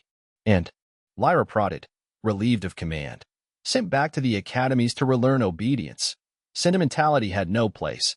Survival hinged on adaptability. The simulation shifted. The Cthar hunter packs gained traction. The gray icons dwindled, hunted to extinction. The crimson, though still taking losses, were clearly winning. We exploited the environment, Zorgan elaborated. Nebulae, asteroid fields. Gravitational tides, turned into weapons, traps for the unwary humans. We dissected their maneuvers, their frailties, their tendencies, became predators in their own theater. Lyra picked up on subtle alterations in the cruiser's shield patterns. Those modifications? Reactive shielding, Zorgan said. Data harvesting from captured ghost ships. We built shield matrices dynamically attuned to incoming energy frequencies, imperfect, but dramatically diminishing their effectiveness. He paused, his gaze returning to the labs below. Then came the less orthodox approaches. Lyra arched a chitinous eyebrow. For example? Zorgan hesitated, a shadow of revulsion fleetingly crossing his features. The bioweapons program. Project Genesis. The humans had shown their eagerness to wage war with living weapons. We simply returned the favor. I don't comprehend, Lyra confessed. The Cthar have always prized honor. Disciplined conflict. A harsh, guttural laugh escaped Zorgan. Honor became a quaint anachronism. The humans scrawled new rules. We adopted their playbook, or succumbed. He described Project Genesis with chilling detachment. Genetically tailored viruses targeting specific human genotypes, exploiting immunological blind spots. Mutated parasites infiltrating human ships, corrupting systems. Driving crews insane. Effective, Zorgan conceded. At a price. Our integrity. Our very essence. Lyra absorbed the implications. The Cthar, a noble race, forced to embrace abhorrent tactics. The war had warped them, transforming them into something unrecognizable. Kaya Th vehemently opposed Project Genesis, Zorgan said softly, claiming it would only escalate the cycle of violence, inevitably leading to our own demise. The Council's response? Lyra queried. Desperation reigned, viewed it as a necessary evil, a means justifying the ends. Kaya Th was overruled. Zorgan's expression deepened. She persisted. Working covertly, she created a counteragent, neutralizing the bioweapons. Believed we had a responsibility to cure what we unleashed. His voice thickened. Presented her findings, pleaded with them to reconsider. Dismissed. Accused of treason. Her fate. Lyra whispered. Silenced. Her research suppressed. But Kaya Th, indomitable, leaked her data to the scientific community, hoping to ignite debate, force reconsideration. Zorgan shook his head, a futile gesture. The council remained mired in their arrogance, blinded by their fear, branded her a traitor, ordered her execution. Lyra gasped. They killed her. Not precisely, Zorgan said grimly. She vanished, fled into the Cthar fringes, became a legend, an emblem of defiance against the council's iron fist. He met Lyra's gaze, a haunting sadness swirling within his multifaceted eyes. Kaya Th's story is a parable, Cadet. In the darkest hours, hope remains. Even the mightiest empires can crumble under the weight of hubris. Silence, broken only by the machinery humming below. Lyra finally spoke, a new steel entering her tone. Project Genesis Fate? Zorgan sighed. Deployed. Not on the scale envisioned. KITH's counteragent proved more potent than anticipated. Mitigated damage, but the harm already inflicted remained. He paused, his gaze fixed on the holographic display. The war ground on for cycles. Brutal. Claiming countless lives on both sides. The Cthar adapted, innovated, fought with unprecedented ferocity. Yet, insufficient. Zorgan turned to Lyra, regret etching his words. We underestimated the humans, their resilience, their ingenuity, their capacity for hatred, our undoing. He placed a hand on Lyra's shoulder, surprisingly gentle. Learn from our failures, cadet. Never underestimate your adversary. Embrace adaptability. Never allow arrogance to blind you to the truth. The lesson hung, a somber echo, the cost of pride, the virtue of adaptation, in the enduring memory of KITH, the silent blade, a timeless reminder of the Cthar's tragic downfall. Iron Rain. Iron Rain, Zorgan began, his deep voice resonating like a struck gong within the metal confines of the training chamber. He peered out at the viewport, his gaze distant, as though the nebulae swirling colors held the ghosts of battles past. That's what they christened it. Iron Rain. Lyra fidgeted, the delicate antennae sprouting from her head twitching with youthful curiosity. Humans, they named their instruments of war, after precipitation. A grunt, devoid of amusement, escaped Zorgan. Not just any shower, cadet. A metallic tempest. A cataclysm of cascading destruction. Before Project Silencer, before adaptive engagement gained its claws, humanity turned the void itself into a weapon. They transformed their vessels into roaming, or rather, orbiting engines of oblivion. Silence, thick and heavy, descended between them as he paused. Then, agitation fueling his movements, he began to pace. We were so preoccupied with terrestrial combat, with securing holdings planetside, that we grievously underestimated their capabilities in orbit. We believed our shields impregnable, our planetary bulwarks sufficient. We were haughty. The word tasted like bitter herbs on his tongue. And they weren't. Lyra inquired, carefully modulating her tone. Zorgan ceased his pacing, fixing her with an unwavering stare. Far from it. While our shields deflected concentrated energy beams, even relentless bombardments, they buckled and broke under the sheer kinetic force of Iron Rain. With a gesture, he activated a holographic display, a planet's surface shimmering into existence. Then, streaks of light, impossibly swift, slashed down from the inky blackness. The simulation unfolded a scene of impact. Metropolises dissolving into infernos, mountain ranges sliced as clean as a butcher's block, oceans flash-boiling. They targeted strategic nerve centers, command hubs, supply depots, population epicenters, Zorgan explained, his voice hushed, almost reverent. Not with blasters, not with missiles, but with mass. Discarded spacecraft, fragments of asteroids, even reinforced cargo containers brimming with nothing but heavy metals, propelled to near-light speed, aimed with chilling precision. Lyra watched the spectacle of destruction, her mandibles clicking together in muted horror. But the resulting carnage, the sheer waste. A grim nod from Zorgan. Collateral damage was inconsequential, waste, a luxury they could ill afford.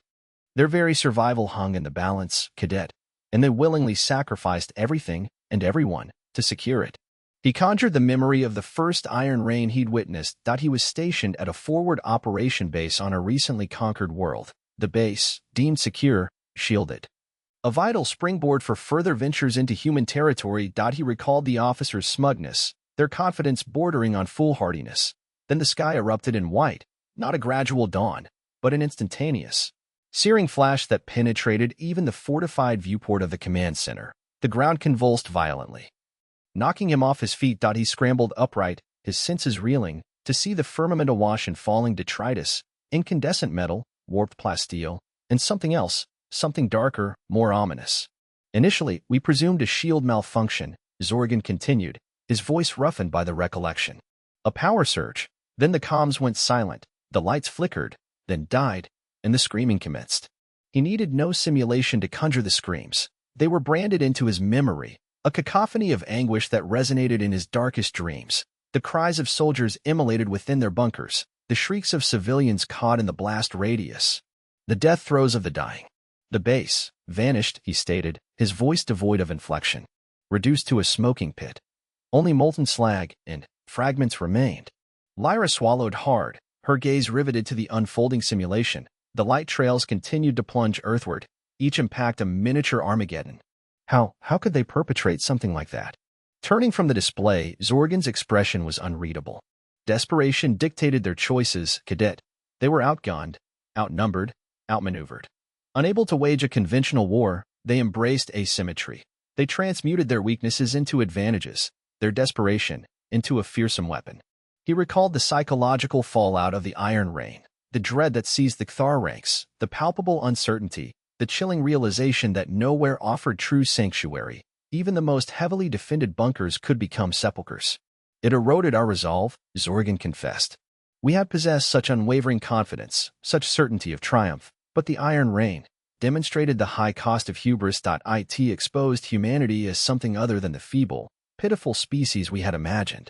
He pictured the haunted visages of his comrades post-Iron Rain, hollow eyes, trembling hands, the burden of witnessing the unthinkable, the knowledge that it could happen again, without warning, anywhere. Whispers took root, Zorgan said, whispers of ghost ships, vessels stripped bare, devoid of all unnecessary systems, crewed by zealots willing to embrace oblivion for their cause, vessels armed solely with kinetic ordnance, hurtling through the void like spectral avengers. He paused, his gaze drawn once more to the viewport. And then, the berserkers. Lyra tilted her head, antennae twitching again. Berserkers. Human warriors, Zorgan elucidated, subjected to experimental treatments, drugs and surgeries designed to amplify their aggression and numb their pain receptors. They became unstoppable juggernauts. They battled with an unbridled ferocity. They felt no pain, harbored no fear of death, driven by an insatiable need to kill. A shudder, unwelcome yet undeniable, rippled through him. He had clashed with berserkers on the scorched earth of battlefields. He had witnessed them cleave through Cthar lines like a tempest unleashed. He had beheld their superhuman strength, their relentless determination, their utter absence of pity. They were a waking nightmare, Zorgan offered. A nightmare made flesh. Then emerged the Whispering Plague. After the Iron Rain, after the berserkers, after the ghost ships, they unleashed something else entirely, Zorgan breathed, his voice barely audible. Something far more insidious. He hesitated, seemingly reluctant to give voice to the memory. A bioweapon, Cadet. A plague engineered to target specific genetic signatures. A plague that slithered through our ranks, turning our very bodies against us. Lyra gasped, her eyes widening, reflecting dawning horror. But that's a flagrant violation of the Geneva Conventions. Zorgan snorted, the sound laced with contempt. The Geneva Conventions. As if humanity gave a damn about such niceties when their own extinction loomed. They were fighting for their survival, Cadet, and they were prepared to wield any weapon, employ any tactic, no matter how repellent. He recalled the ensuing pandemonium, the sickness, the rampant fear, the suffocating paranoia, the disintegration of order, the collapse of morale, the poisonous accusations, the betrayals, the finality of suicides. She attempted to halt its spread, Zorgan revealed, his voice softening. She developed a counteragent, risked everything in a desperate attempt to rescue us. Lyra's ears perked up in anticipation. Lieutenant Kayeth, the one you mentioned earlier? Zorgan nodded. Yes. She grasped the perilous nature, the moral abomination intrinsic to such a weapon. She understood its potential to dismantle us, not merely physically, but spiritually. And she was, of course, correct in her assessment. He sighed, a weary exhalation. But the council remained deaf to her pleas. They were blinded by their own insatiable ambition, by their escalating desperation. They branded her a traitor, driving her into the shadows. Lyra's brow furrowed. But why? Why would they reject a lifeline of salvation?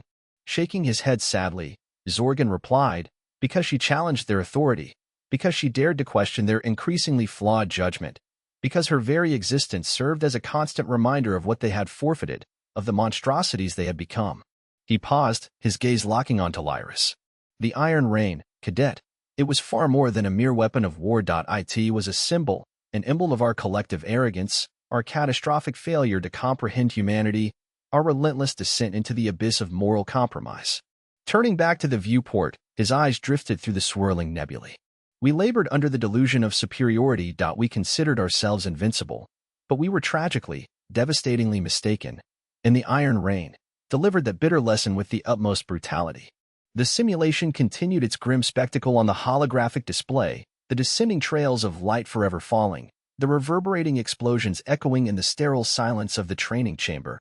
Lyra stared at the carnage, her mind reeling, struggling to reconcile the heroic narratives of the Cathar Empire with the chilling realities unfolding before her. A darker truth emerged, filling her with apprehension, doubt, and a profound sense of unease. Zorgan's haunting words hung in the air. A grim epitaph for the cost of arrogance, the peril of underestimating one's adversary, and the catastrophic consequences of losing one's moral compass. The Iron Rain had not only obliterated cities and armies, it had shattered the Cathar's very sense of self, rendering them vulnerable to the enemy they had once sought to dominate. The ground war begins. The Iron Rain utterly broke us, Commander, Lyra breathed, her voice thin as vacuum-sealed rations. Yet even dominating orbit wasn't enough. The ground war? What strategies did they employ? What drove them? Zorgan winced, the memory of those firestorms a raw, cauterizing brand on his soul. He'd hoped to skirt this part. The surface, that's where the real obscenity festered. The ground war, he grated, his voice like shale grinding on shale. There, we tasted the bitter draft of human tenacity and their flair for unorthodox conflict. He hesitated, marshaling his thoughts. Initially, we felt assured of a swift planetary capitulation, our armor superior, our firepower unmatched. We anticipated a brisk surrender following the orbital barrage. A mirthless snort escaped him. Hubris.it clouded our judgment. We seized several worlds those first months, routing their conventional armies with contemptuous ease. But then, the true crucible began. Lyra leaned in, her eyes alight with morbid curiosity. The insurgency? Zorgan offered a curt nod. Precisely. The human rebellion. They styled themselves, everything imaginable, from Terra's Avengers to the Iron Suns, a maelstrom of defiance. They fought as scattered cells, embracing guerrilla warfare, exploiting the labyrinth and sprawl of their metropolises. He squeezed his eyes shut, visions searing his mind, toppled megastructures, claustrophobic alleys choked with shadows, the pungent reek of burning synthetics and decaying corpses. In vision, Lyra, a sprawl akin to Cathar Prime, but violated by war. Buildings pulverized, avenues transformed into kill zones. Now, picture that urban carcass swarming with predators, vicious little things that strike from the dark, impossible to crush. He opened his eyes, the haunted look returning. That defined the ground war. A war of erosion, fought inch by bloody inch. Our troops, bred for open engagement, were woefully unprepared for the cramped, brutal theater of urban butchery. How did they adapt their tactics? Lyra whispered. Zorgan sighed, the sound of air leaking from a ruptured hull. Any means conceivable, and some beyond comprehension. They were artisans of improvisation, transforming the mundane into implements of death. They collapsed structures with demolition packs, entombing our forces alive. They seeded the sewers with mines, booby-trapped abandoned residences, and they were implacable, never yielding, even when staring down the abyss. He recalled a particularly grim episode on Kepler, 186F, B. Cathar platoon, dispatched to secure a vital relay station, entered a seemingly vacant high-rise. As they advanced through the tenebrous corridors, they tripped a network of snares, unleashing a storm of improvised explosives. The edifice detonated in a pyre, immolating the platoon within. He could still hear their immolated screams in the stagnant darkness of his mind. They were virtuosos of concealment and chicanery, he pressed on. They melted into the rubble, practically invisible. They employed holographic projectors to weave mirages, baiting our soldiers into ambushes. They even weaponized their fallen, rigging corpses as decoys to explode upon approach. Lyra visibly flinched. That's savage. Zorgan said, war is savagery, cadet, especially a war for survival, and the humans fought for their continued existence, for their hearth, their progeny, their very right to be. He paused, recalling the chilling efficiency with which humans had molded to war's brutal embrace. Their engineers ripped apart Cathar arms, forging rough but usable duplicates. Their scientists devised answers to our shields, and their warriors transformed. They were feral, Zorgan said, his voice lowering to a tremor. They fought with a bestial fury we'd never witnessed. They seemed to court death, flinging themselves into combat with an irrational abandon that skirted lunacy. He remembered encountering a clutch of human soldiers during a raid on a rebel fortress. They faced impossible odds, yet battled with a virulence that strained belief. 1. A young woman with a close-cropped head and eyes burning with raw animosity charged a Cathar APC brandishing nothing but a plasma grenade. She detonated it point blank, gutting the vehicle and immolating herself in the blast. They possessed nothing to preserve, Zorgan said. And it was that utter lack of restraint that made them so intensely lethal. Lyra remained quiet, processing the grim chronicle. What of their mindset? She asked at length.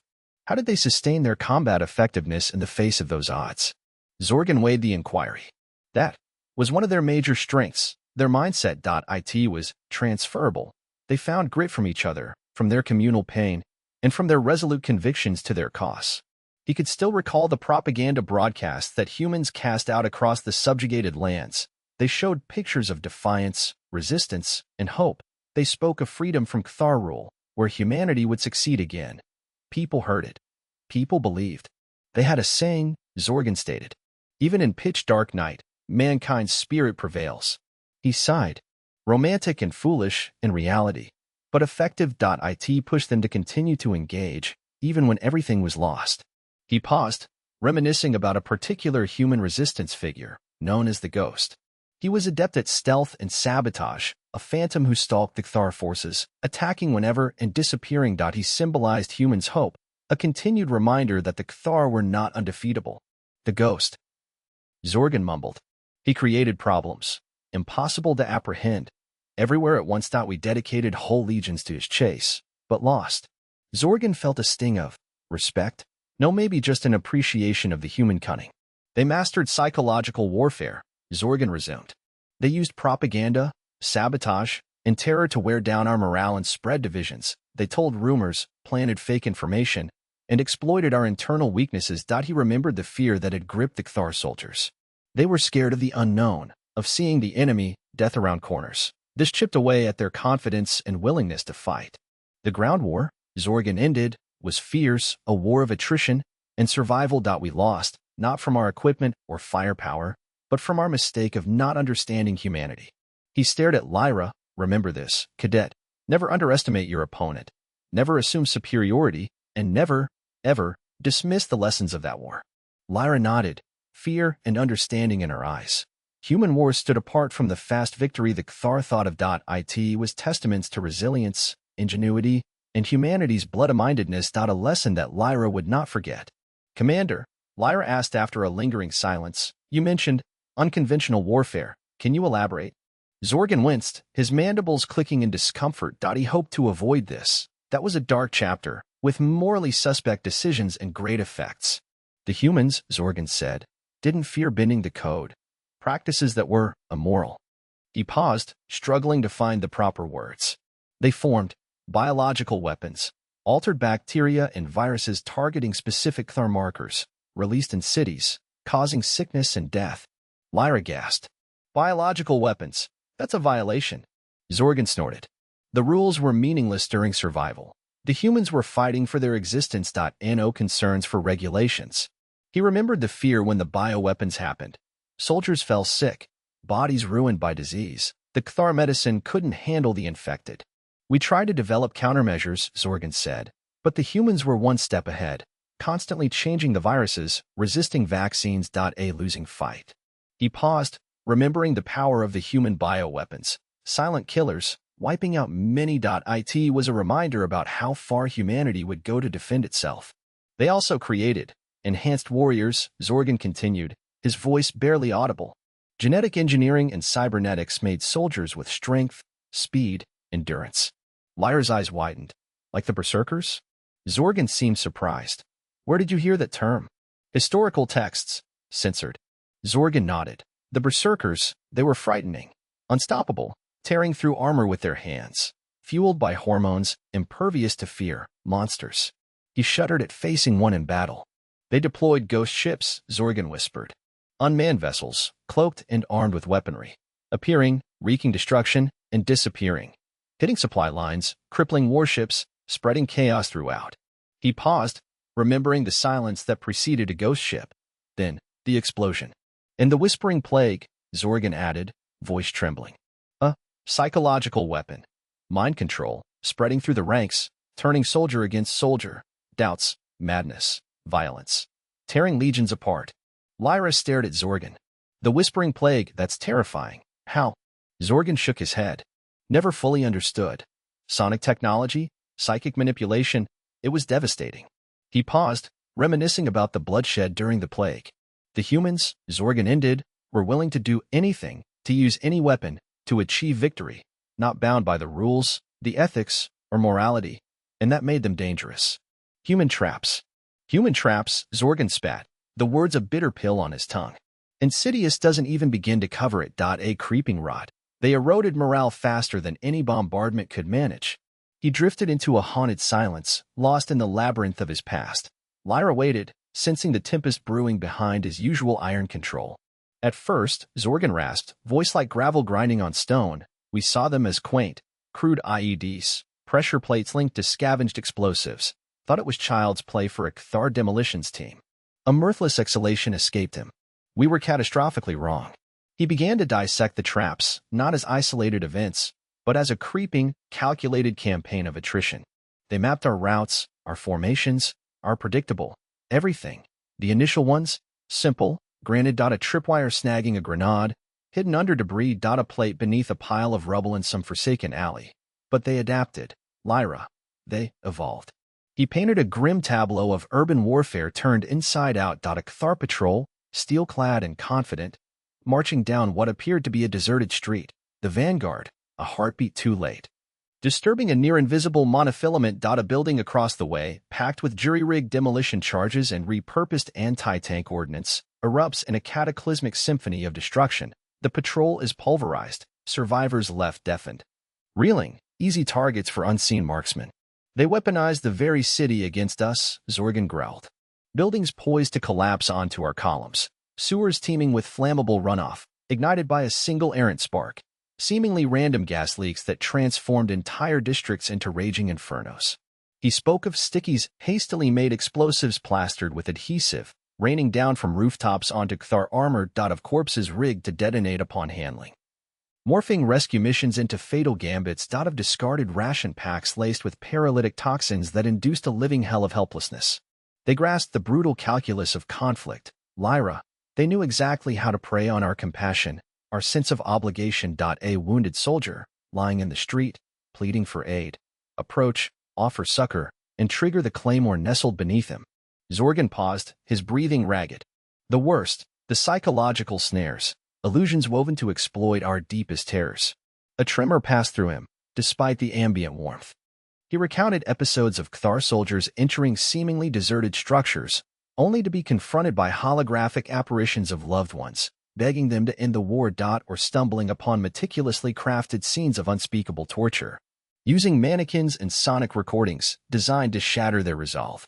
One unit, Zorgan whispered, discovered a child's toy, a Cathar doll, dangling from a makeshift gallows, its eyes burning with hatred. Lyra shifted, discomfort prickling her skin.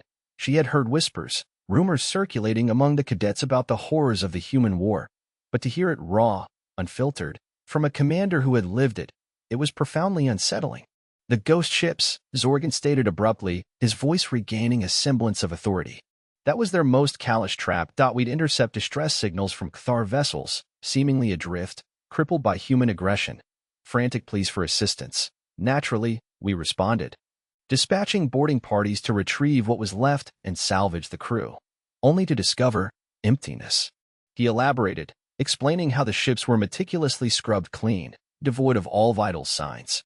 But then, as the Cathar advanced, they would inevitably uncover something. A solitary explosive, strategically placed to maximize the devastation.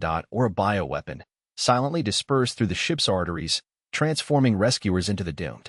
The psychological fallout was devastating, Zorgan confessed. We succumbed to paranoia, questioning everything.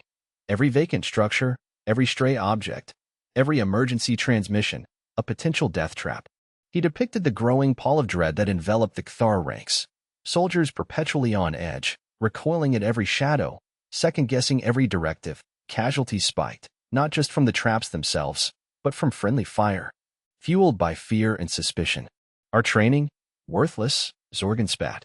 We were conditioned for honorable combat, for face-to-face confrontation. The humans, though, they embraced every underhanded tactic imaginable, from the cruelest trick to the barefaced lie. Lyra dared a question. But sir, didn't we retaliate? Didn't we respond in kind? Zorgan hesitated, a flicker of internal conflict crossing his face. We adapted, he enunciated carefully. We mirrored their tactics, but at a price extracted from our integrity, our principles, our very souls. He spoke of the Cthar adopting human methods, laying their own snares, embracing deceit and subversion. But it felt tainted, he explained. Unclean. We risked becoming the very thing we fought, Zorgan said, revulsion lacing his tone. And in that transformation, we were losing ourselves. He recounted an incident where a Cthar unit discovered a group of civilian refugees concealed in a cellar. The commander, maddened by relentless anxiety, ordered their summary execution. Zorgan arrived just as the firing squad was aligning. He intervened, halting the massacre, but the damage was irretrievable. The event ignited a furious schism within the Cthar ranks, cleaving them along moral fault lines. That was when doubt took root, Zorgan confessed. I questioned our self-proclaimed superiority, our justification for invasion. I began to perceive the humans not as fiends, but as desperate survivors, fighting for their continued existence. He fell silent, his gaze drawn to the viewport, to the far-flung stars. The human traps, he concluded, transcended the physical realm. They were moral, psychological, spiritual. They eroded our resolve, our cohesion, our sense of higher purpose. They turned us against ourselves, and ultimately, they sealed our defeat. She foresaw it all, Zorgan said, a thread of regret woven into his tone. She cautioned that the humans would not yield, that they would fight to their last breath. She warned that their desperation would unleash a capacity for anything. He recounted how had championed a different approach, one rooted in understanding and empathy rather than unchecked force. But her warnings were ignored, her ideas mocked. The Cthar High Command, blinded by hubris and fueled by propaganda, refused to heed her wisdom. We paid the ultimate price for our arrogance, Lyra, Zorgan said, his voice laden with sorrow. We paid the price for underestimating the foe, and that price was Cthar Prime. He faced Lyra, his eyes burning with an intense light. Never forget this, cadet. Never underestimate your adversary. Never let arrogance cloud your judgment, and always heed those who speak the truth, even when it is a harsh and unwelcome sound. Silence settled between them, thick with unvoiced truths and haunting recollections. Lyra understood that Zorgan had only offered a glimpse of the horrors he had endured, but it was enough. Enough to instill a profound respect for the enemy and a deep-seated wariness about the perils of conflict. The image of the child's plaything, swinging from a noose, haunted her thoughts. A chilling testament to the depths a species can plumb when pushed beyond endurance.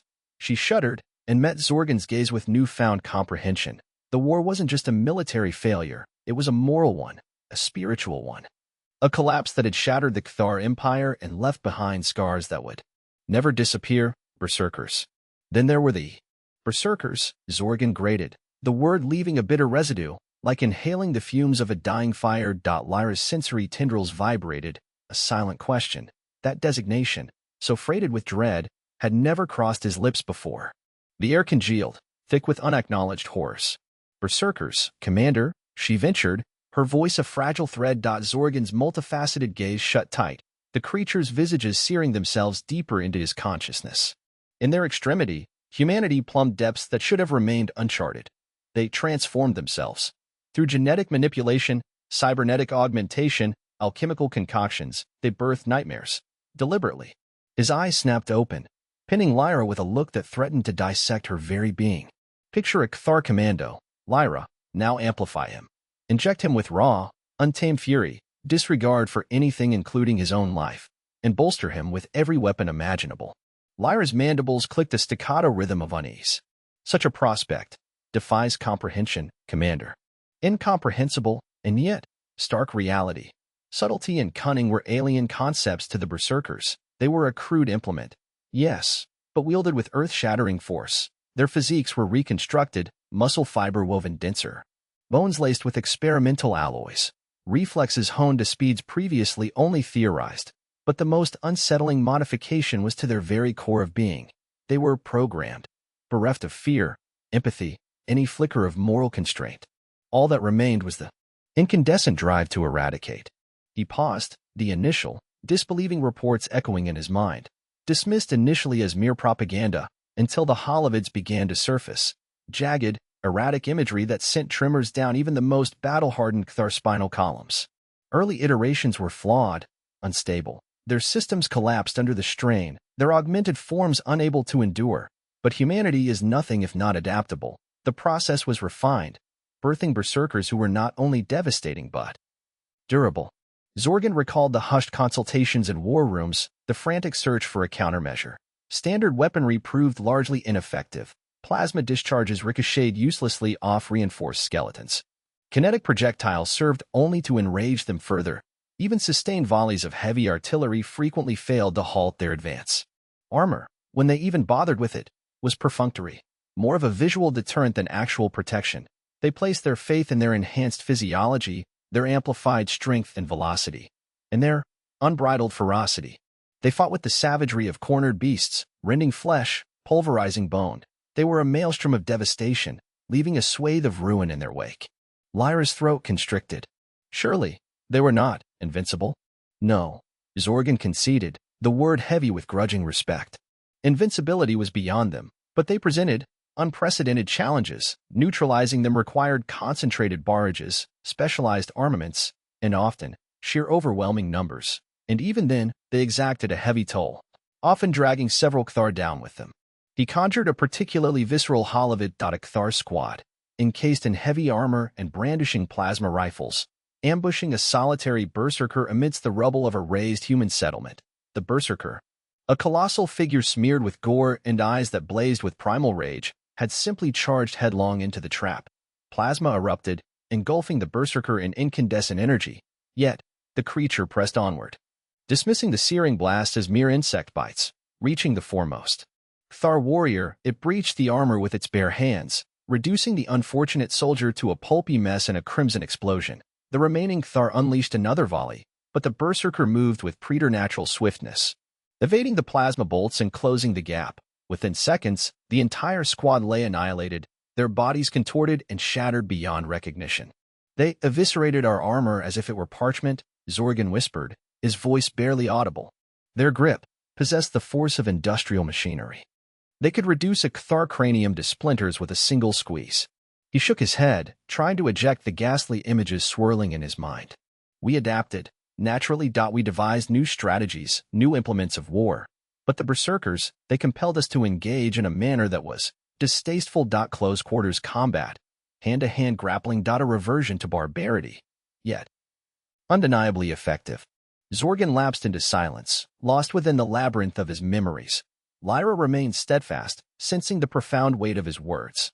She knew this recounting was building to a critical juncture, something deeply personal. She crossed paths with a berserker, Zorgan finally uttered, his tone laced with profound regret.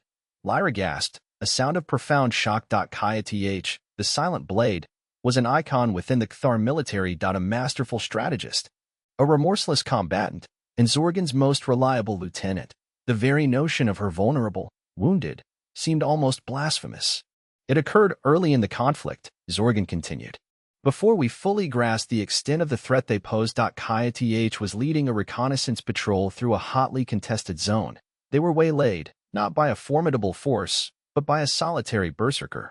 He paused, his features hardening into granite. This berserker was anomalous, more evolved than its predecessors, quicker, more powerful, demonstrably more intelligent. It moved with a predatory elegance that was both unnerving and mesmerizing. Zorgan recounted the encounter in stark detail. The ambush, the initial pandemonium, the desperate exchange of fire. Kth, ever composed, directed her squad with unwavering precision and skill. Yet, the berserker proved implacable, breaching their defenses with effortless ease. Kth confronted the berserker in close combat. Zorgan ground out, his muscles tense. She possessed exceptional skill, but the berserker existed on another plane entirely. Its attacks were inhumanly swift and powerful, its movements brutal and relentless. He shut his eyes, the after-action report replaying in his mind. The descriptions of the engagement were graphic, stomach-churning. Kth had fought with unparalleled courage, but she was severely outmatched. The berserker had pulverized her mandibles, severed one of her sensory antennae, and nearly ripped her arm from its socket. She endured, Zorgan said, opening his eyes. But she was altered. She underwent extensive cybernetic reconstruction. Her mandibles were replaced with reinforced alloys, her missing antenna with a synthetic replacement. Her arm was rebuilt, stronger and more resilient than its original form. Yet, the physical alterations paled in comparison to the psychological scars. The encounter with the Berserker had left Kaya Th profoundly damaged. She retreated further into herself, becoming even more remote. Her already formidable martial skills were honed to a razor's edge. She transformed into a machine, driven by a cold, dispassionate efficiency. The humans had stolen something from her, Zorgan said, bitterness coating his voice. An essential element, something intrinsic to her being. He fixed Lyra with his intense gaze. The Berserkers were a weapon born of desperation, a testament to the extreme measures humanity was willing to embrace to ensure its survival. But they were also a stark symbol of our failings, our inability to comprehend our adversary, our failure to anticipate their machinations, our failure to acknowledge their tenacity. Zorgan paused, allowing his words to resonate. The Berserkers were a waking nightmare, Lyra, but a nightmare we ourselves had conjured. We underestimated humanity, and for that, we paid a steep price. What became of that specific Berserker, Commander? Lyra inquired, piercing the oppressive silence. Zorgan's eyes narrowed into slits. Kaya Th designated it her personal quarry. It consumed months of her time, but she located it, deep within a dilapidated human fortress. She omitted the specifics of the engagement from her report, but upon her return, the Berserker was no more, and Kaya Th receded even further into silence. He stared out at the simulated cosmos, his thoughts swirling with specters of the war. The Berserkers were but a single piece of the puzzle, yet a crucial one. A piece that served to emphasize the savagery, the desperation, and the sheer unpredictability that defined the conflict between the Cathar and humankind. But the Berserkers were not the sole unpleasant surprise the humans had concealed up their sleeves, Zorgan declared, his voice regaining its customary grit. There were the ghost ships. Silent Blade. The past clung to Zorgan like frostbite, each memory a painful sting under his chitinous armor.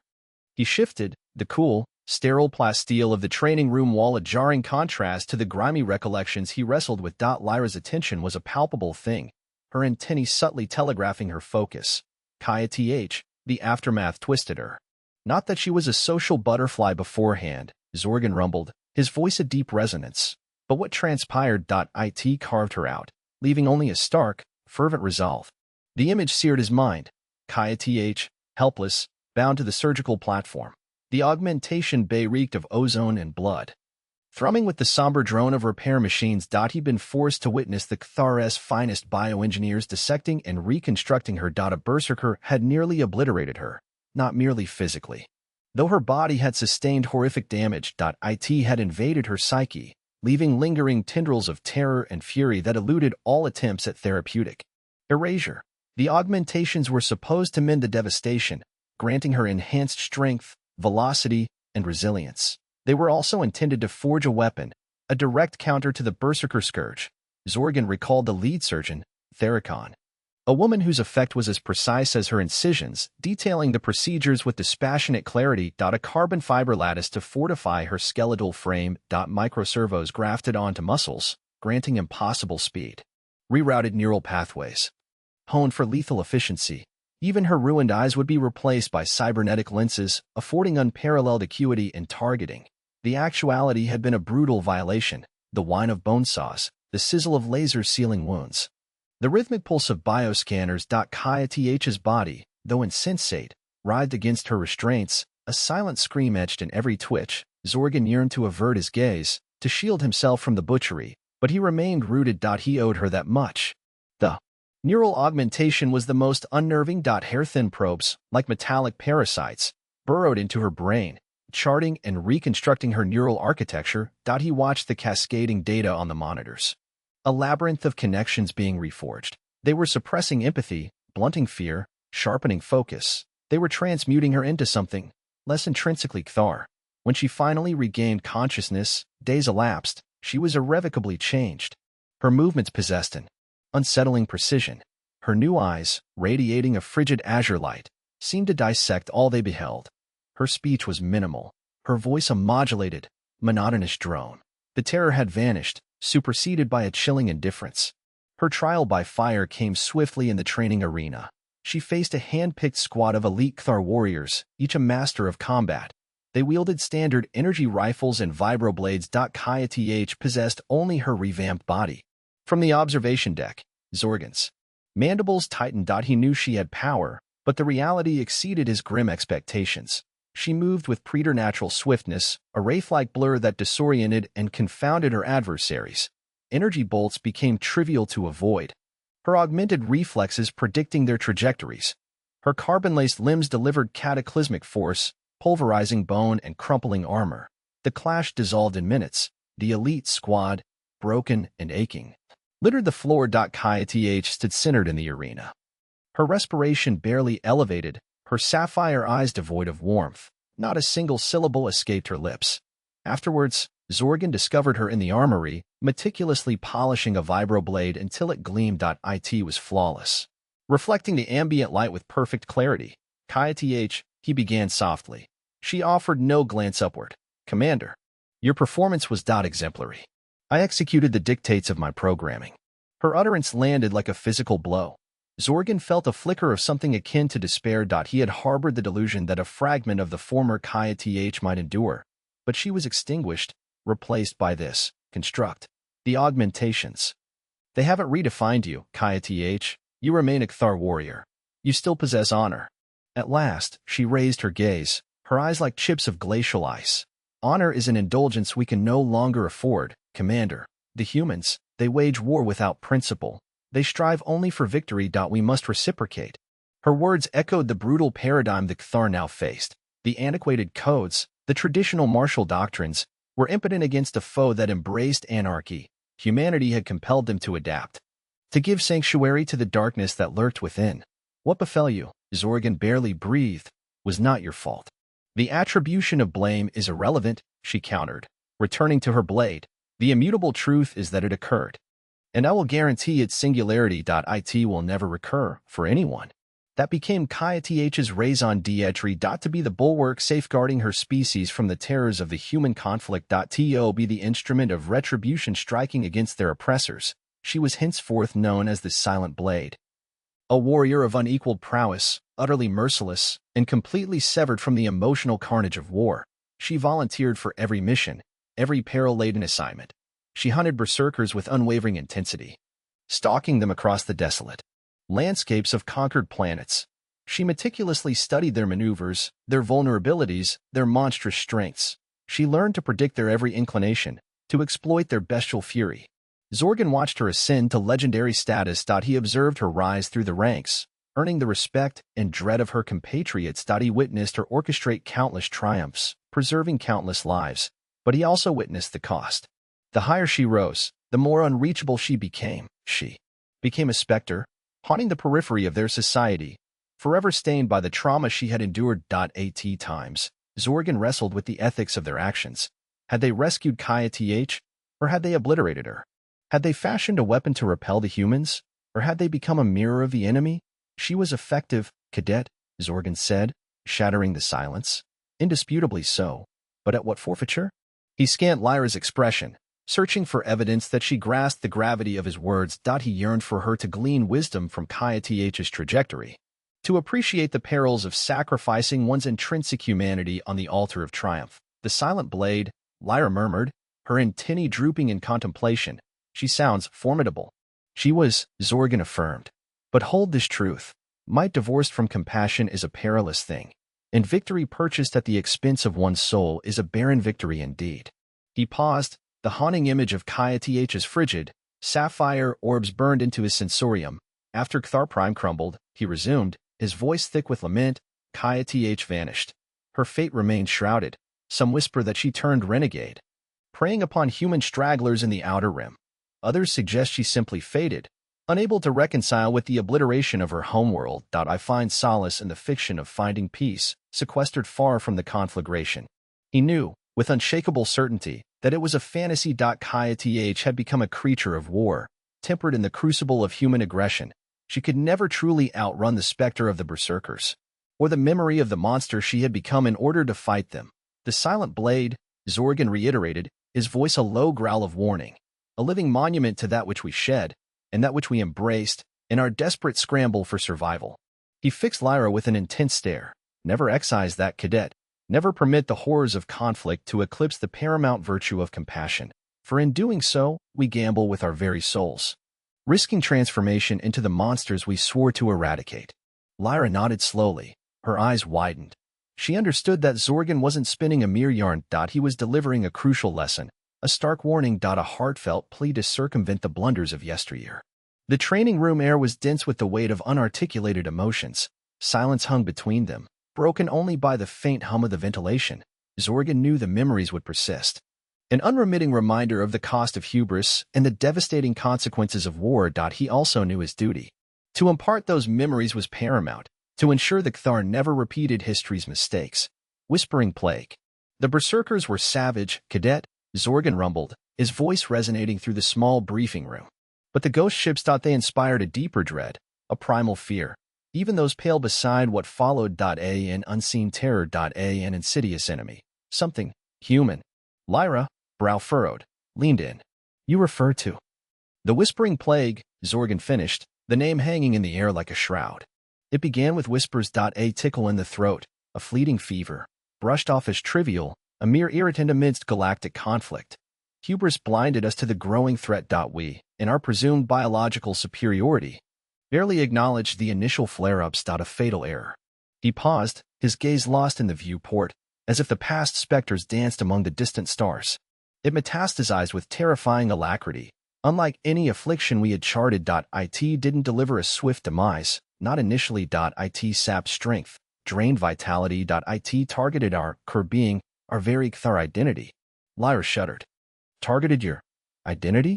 Our genetic blueprint, Zorgan clarified. The plague locked onto specific sequences within our DNA, crippling cellular integrity, suppressing the immune response, culminating in systemic failure. A bioengineered masterpiece of calculated cruelty.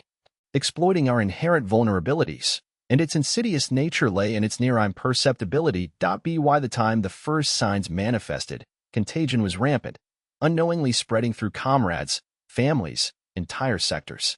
He conjured the early reports, initially dismissed as statistical noise. A fractional rise in respiratory complaints on the Xylos Prime mining colonies. A wave of fatigue-related incidents in the shipyards circling Kthar Secundus. A subtle erosion of cognitive ability amongst the strategic minds at Kthar Command. Insignificant alone, catastrophic together. Our finest minds raced to synthesize a countermeasure, Zorgan continued, a thread of bitterness woven into his tone. They dissected genetic chains, mapped viral architectures, executed countless simulations. Driven by dread and desperation, they toiled without rest. Yet the plague proved protean, shifting its form with alarming speed. Rendering our initial assaults futile, each perceived breakthrough was met with a renewed mutation, leaving us adrift in a sea of unknowns. He pictured the sterile laboratories, humming with frantic energy, researchers encased in protective suits, their faces gaunt with weariness. He recalled the flickering displays of complex genetic models, the hushed cadence of scientific discourse, the omnipresent hum of isolation chambers, the sharp tang of disinfectant, the coppery scent of blood samples, the faint, cloying sweetness, a constant, sickening reminder of the consuming disease, assaulted his senses even now. The hospitals buckled, Zorgan whispered, his voice barely audible. Corridors choked with the suffering and the dying. Exhausted, demoralized medics struggled to administer even rudimentary care. The air throbbed with coughing, moans, desperate pleas. We enforced quarantines, imposed lockdowns, restricted travel. All to no avail. It had already infiltrated everything. It was in the very air we breathed, the water we drank, the sustenance we consumed. He recalled the stilted broadcasts from Kthar Central, the Supreme Commander's measured tones attempting to project calm amidst the maelstrom, carefully crafted pronouncements of progress, appeals to unity, hollow promises of imminent victory. Even then, he recognized the fabrication. Entire sectors were expunged, Zorgan continued, his words like frozen daggers. Planets sealed off, space stations abandoned, starships drifting aimlessly, their crews decimated.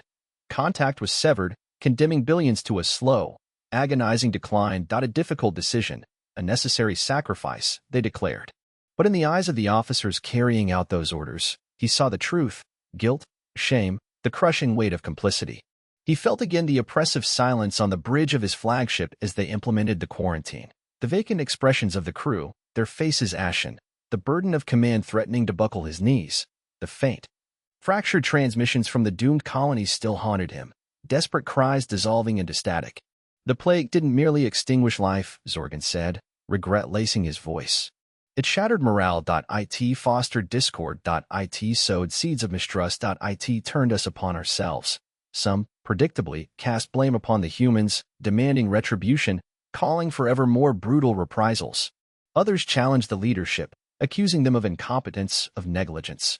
Some simply surrendered, succumbing to despair, abandoning all hope. He recalled the ascendance of extremist factions, peddling hate and violence, preying upon the fear and uncertainty that gripped the Cthar Empire. He remembered the civil unrest, the street riots, the internecine clashes, their society frayed, unraveling under the plague's insidious tendrils. And through it all, Zorgan murmured, barely audible, the humans observed. They waited. No additional shots needed firing. The whispering plague accomplished their objective, dismantling our empire from the inside out. Lyra remained silent, absorbing the oppressive weight of Zorgan's narrative. She could almost taste the despair, the pervasive dread of that era. What became of those forsaken sectors? She finally asked, her voice subdued. Zorgan sighed, a sound heavy with the burden of history. They remain quarantined to this day. Ghost worlds, inhabited only by the echoes of suffering and the specter of death. No Cthar vessel dares approach them. A stark reminder of our hubris. A testament to the destructive potential of human ingenuity and a symbol of our utter defeat. He paused, his gaze hardening. The whispering plague was a brutal teacher. Cadet IT revealed that war transcends the battlefield, that weapons assume myriad forms, some far more subtle, more insidious than others, and that the greatest menace to any civilization is seldom the external enemy, but the internal one, our own arrogance, our own complacency, our own shortcomings. Zorgan rose, his towering frame casting a long shadow across the room. Never underestimate your adversary, cadet. Never assume superiority, and never forget the lessons etched in the legacy of the whispering plague. To do so is to invite the repetition of past follies. He turned, exiting the room, leaving Lyra alone with her thoughts, the chilling saga of the whispering plague echoing in her mind. The Cthar-human war was pockmarked with missteps, but the plague seemed to embody the culmination of their failings, their arrogance, their hubris, their underestimation of the opposition.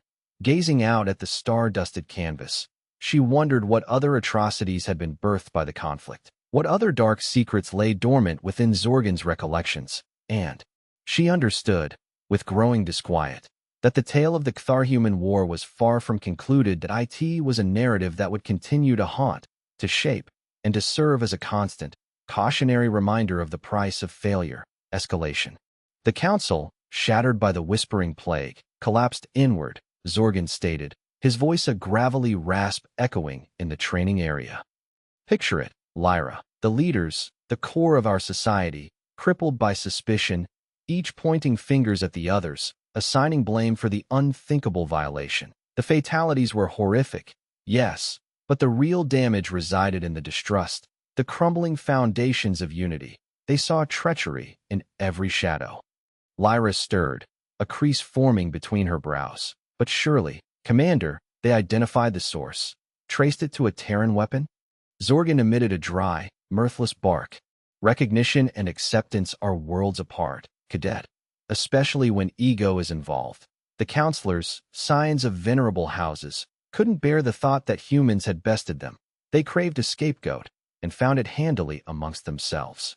Silence descended, punctuated only by the thrum of energy coursing through the chamber's conduits.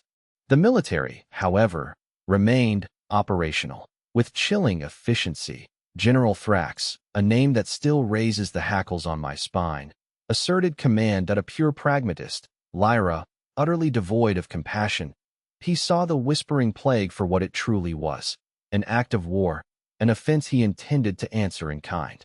Zorgan pivoted, his gaze locking with Lyra's. Thrax operated under the belief that humanity, pressed into a corner, only responded to one thing. Crushing force. He argued that we had grown soft, shackled by antiquated rules of interstellar conflict. He proposed a remedy that even my youthful self found horrifying. Lyra's breath hitched, her eyes widening. Another bioagent. Something far fouler, Zorgan rasped. The whispering plague was a serpent in the blood, a subtle corruption of our genetic code. Thrax's weapon knew no such discrimination. A virus designed to trigger a swift cellular breakdown. dissolving organic life from within. It left behind nothing, just desolation and the cloying tang of putrefaction.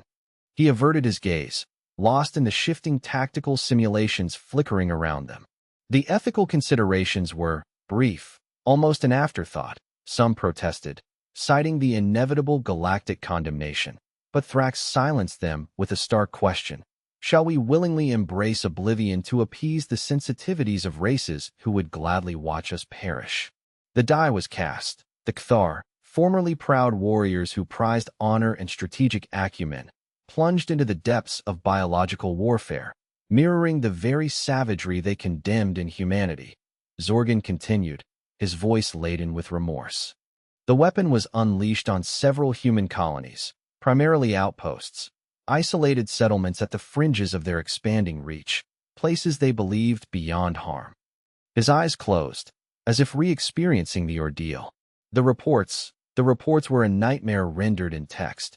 Entire communities extinguished in a matter of days. Not a single living soul. Just emptiness. The humans called it the Grey Rot. An apt name, I suppose. Lyra gasped, her hand flying to her mouth. But that's genocide. Zorgan offered a slow, deliberate nod. Indeed, Cadet.it was. And it marked the tipping point. The moment the war shed its skin of territorial dispute or resource acquisition and became a primal struggle for survival, a descent into utter depravity. His eyes snapped open, hardening. Predictably, the humans retaliated. And they struck back with a viciousness that even Thrax had underestimated. They unleashed their own iteration of the Grey Rot, targeting Kthar holdings with equally ruthless efficiency. The spiral of brutality spun out of control, each faction striving to surpass the other in acts of unimaginable cruelty. Zorgan paused, his chest rising and falling unevenly. It was during this period that I began to question everything. The justifications for the war, the Council's judgment, even my own allegiance to the Empire. I witnessed firsthand the ruinous consequences of the Grey Rot, the agonizing demise, the bottomless despair. They were specters haunting my days and poisoning my slumber. One event, in particular, remained etched in his memory. He was aboard a supply vessel, ferrying crucial provisions to a forward base near the human front. They received a distress signal from a nearby colony, a small farming community ravaged by the Grey Rot. The captain, a weathered veteran named Krill, initially refused to alter their course. "We have orders, Zorgan," he had croaked. "The base requires those supplies. Those colonists are already lost." But Zorgan, consumed by a desperate urge to act, to do anything, had pleaded with him. He argued that even if they couldn't save them, they could at least offer some solace in their final moments. After an extended, agonizing silence, Krill finally yielded. They arrived to find a landscape of unparalleled horror. The once fertile fields were now barren wastes, the buildings reduced to skeletal remains. The air hung heavy with the cloying stench of death. They discovered a handful of survivors huddled together, their bodies ravaged by the pathogen, barely clinging to life, their skin marred and sloughing, their eyes vacant with torment. Zorgan recalled cradling one of the colonists, a young mother, as she succumbed to the Grey Rot. He felt her life draining away, her flesh liquefying in his embrace. He had never felt so powerless, so utterly repulsed by the war. "I saw families perish, Lyra," Zorgan whispered, his voice barely audible. "I saw children dissolving before my very eyes. And I understood that we had become monsters. We had bartered our honor, our morals, our very essence for the illusion of victory." He shook his head, trying to banish the memories. It was then that Kaya-Th's warnings began to resonate within me. Her appeals for restraint, her criticism of the Council's hubris. She foresaw the abyss yawning before us, Lyra, and we ignored her, branded her a traitor, and cast her out. Lyra gazed at Zorgan, her eyes mirroring a blend of horror and comprehension. And the Council, they continued to escalate the conflict. "Of course," Zorgan replied with a cutting edge. "They were too far down the path, blinded by their own pride and animosity. They viewed the Grey Rot as a regrettable necessity, a tool to shatter the human spirit. They failed to recognize it was also shattering us." He paused, his gaze locked on the tactical simulations, which now depicted a series of planetary detonations. The war stretched on for years, each side inflicting untold suffering on the other. The human berserkers became the stuff of nightmares. Legends whispered in hushed tones of genetically enhanced warriors capable of unimaginable violence. And our own soldiers, driven by desperation and fury, met them atrocity for atrocity. Zorgan sighed, his shoulders slumping with weariness. The cost, Lyra, was beyond measure, not simply in lives extinguished, but in the corrosion of our principles, the annihilation of our civilization. We had become the very thing we loathed. He turned to Lyra, his eyes pleading. That's why I share these accounts with you, cadet, not to celebrate warfare, but to caution you against its temptations. To remind you that even when faced with unimaginable hardship, we must never forsake our core values. Never yield to the alluring call of barbarism, because the moment we do, we are lost. We become the monsters we are fighting. He gestured towards the simulations, which now showcased the stark ruins of Thar Prime. Observe this, Lyra. This is the price of arrogance. This is what happens when you underestimate your enemy. This is the legacy of the Grey Rot. Lyra stared at the holographic projection of their decimated homeworld, her face drained of color. The once majestic capital, the emblem of the Cthar Empire, was now nothing more than a desolate wasteland. A somber reminder of their inflated pride and ultimate downfall. The simulation dissolved, leaving the training chamber in silence. Zorgan stood before Lyra, his face a map of painful memories. Never disregard this lesson, cadet, he said, his voice resolute. Never allow the mistakes of the past to be repeated. Lyra nodded slowly, her gaze fixed on Zorgan. She grasped the truth now. This conflict wasn't merely a sequence of battles and strategic maneuvers. It was a moral collapse, a plunge into darkness that had devoured the Cthar Empire, and it was a lesson she would carry within her for the remainder of her days. Human innovation. The Grey Rot was a mere prelude, Lyra, Zorgan murmured, his voice barely audible above the hum of the observation dome. The eerie glow of the bioluminescent fungi painted his face with shifting shadows, emphasizing the harsh lines carved by years spent in the crucible of war and etched with bitter memories. Humanity. Their genius lay in relentless reinvention. That was their true weapon, the one we failed to grasp. Lyra stirred, antennae flicking with intrigued curiosity. Reinvention, Commander. But we had the technological edge. Our warp capabilities outstripped theirs. Our armaments were far superior. A fatal conceit, cadet, Zorgan rebuked, his gaze hardening into flint. We quantified might in energy yields and light speed factors. We scoffed at the resourcefulness of a species with its back against the wall, failing to see the storm brewing. We left them no alternative but to adapt or perish. A glint of something akin to reluctant respect flickered in his eyes. They began humbly.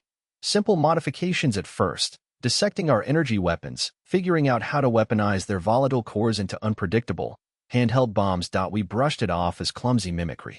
But it was the harbinger of a storm that would engulf us all. Illustrate, Commander, Lyra pressed, eager to understand the pivotal shift. Zorgan steepled his gnarled fingers, his gaze drifting towards the swirling colors of a distant nebula. The Berserkers. Do you recall them?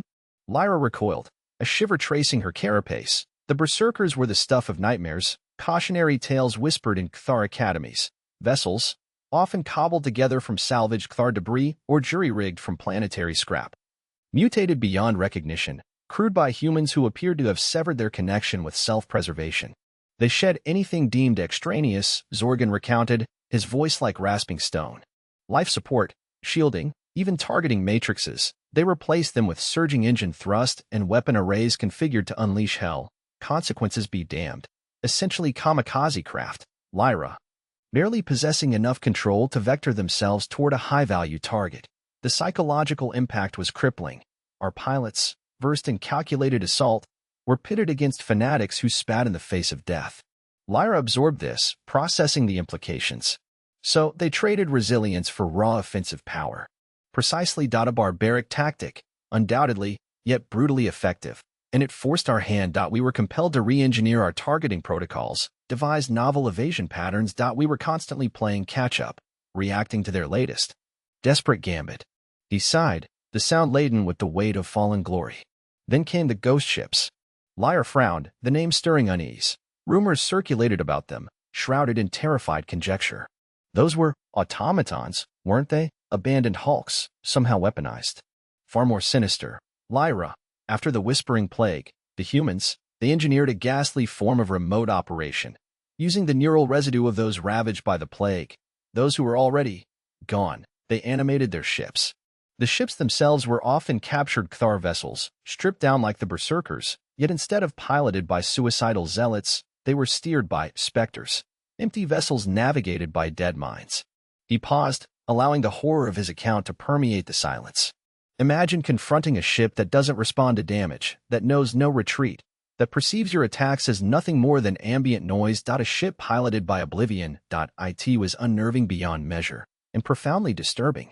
Lyra felt a knot of dread tighten in her stomach. The mere thought of such an encounter was enough to shatter the resolve of even the most seasoned warrior. But how could they command starships with deceased consciousness? The particulars are best left unsaid.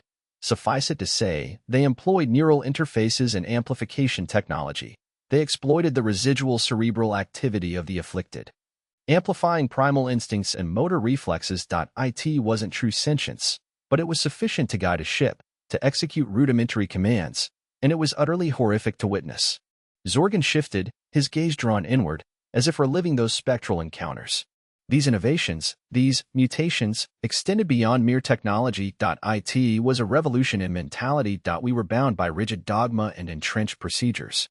They fought with a ferocity born of desperation and a willingness to discard every precept. We prized honor, they prized survival, and ultimately, survival reigned supreme.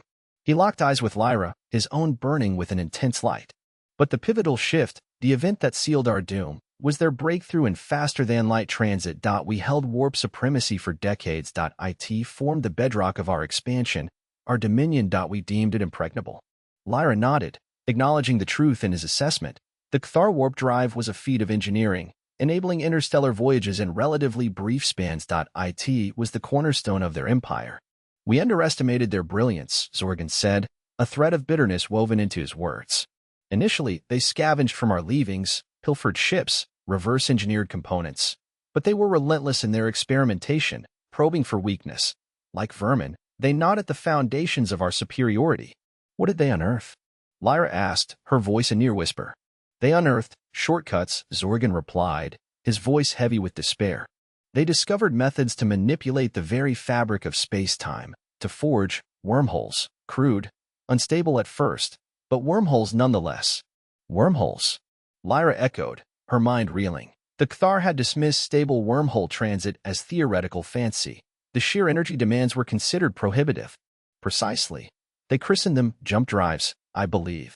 The early models were treacherous beyond measure. Ships would often materialize hundreds of light-years off target, or worse, pulverized by the stresses of transit. But they persisted.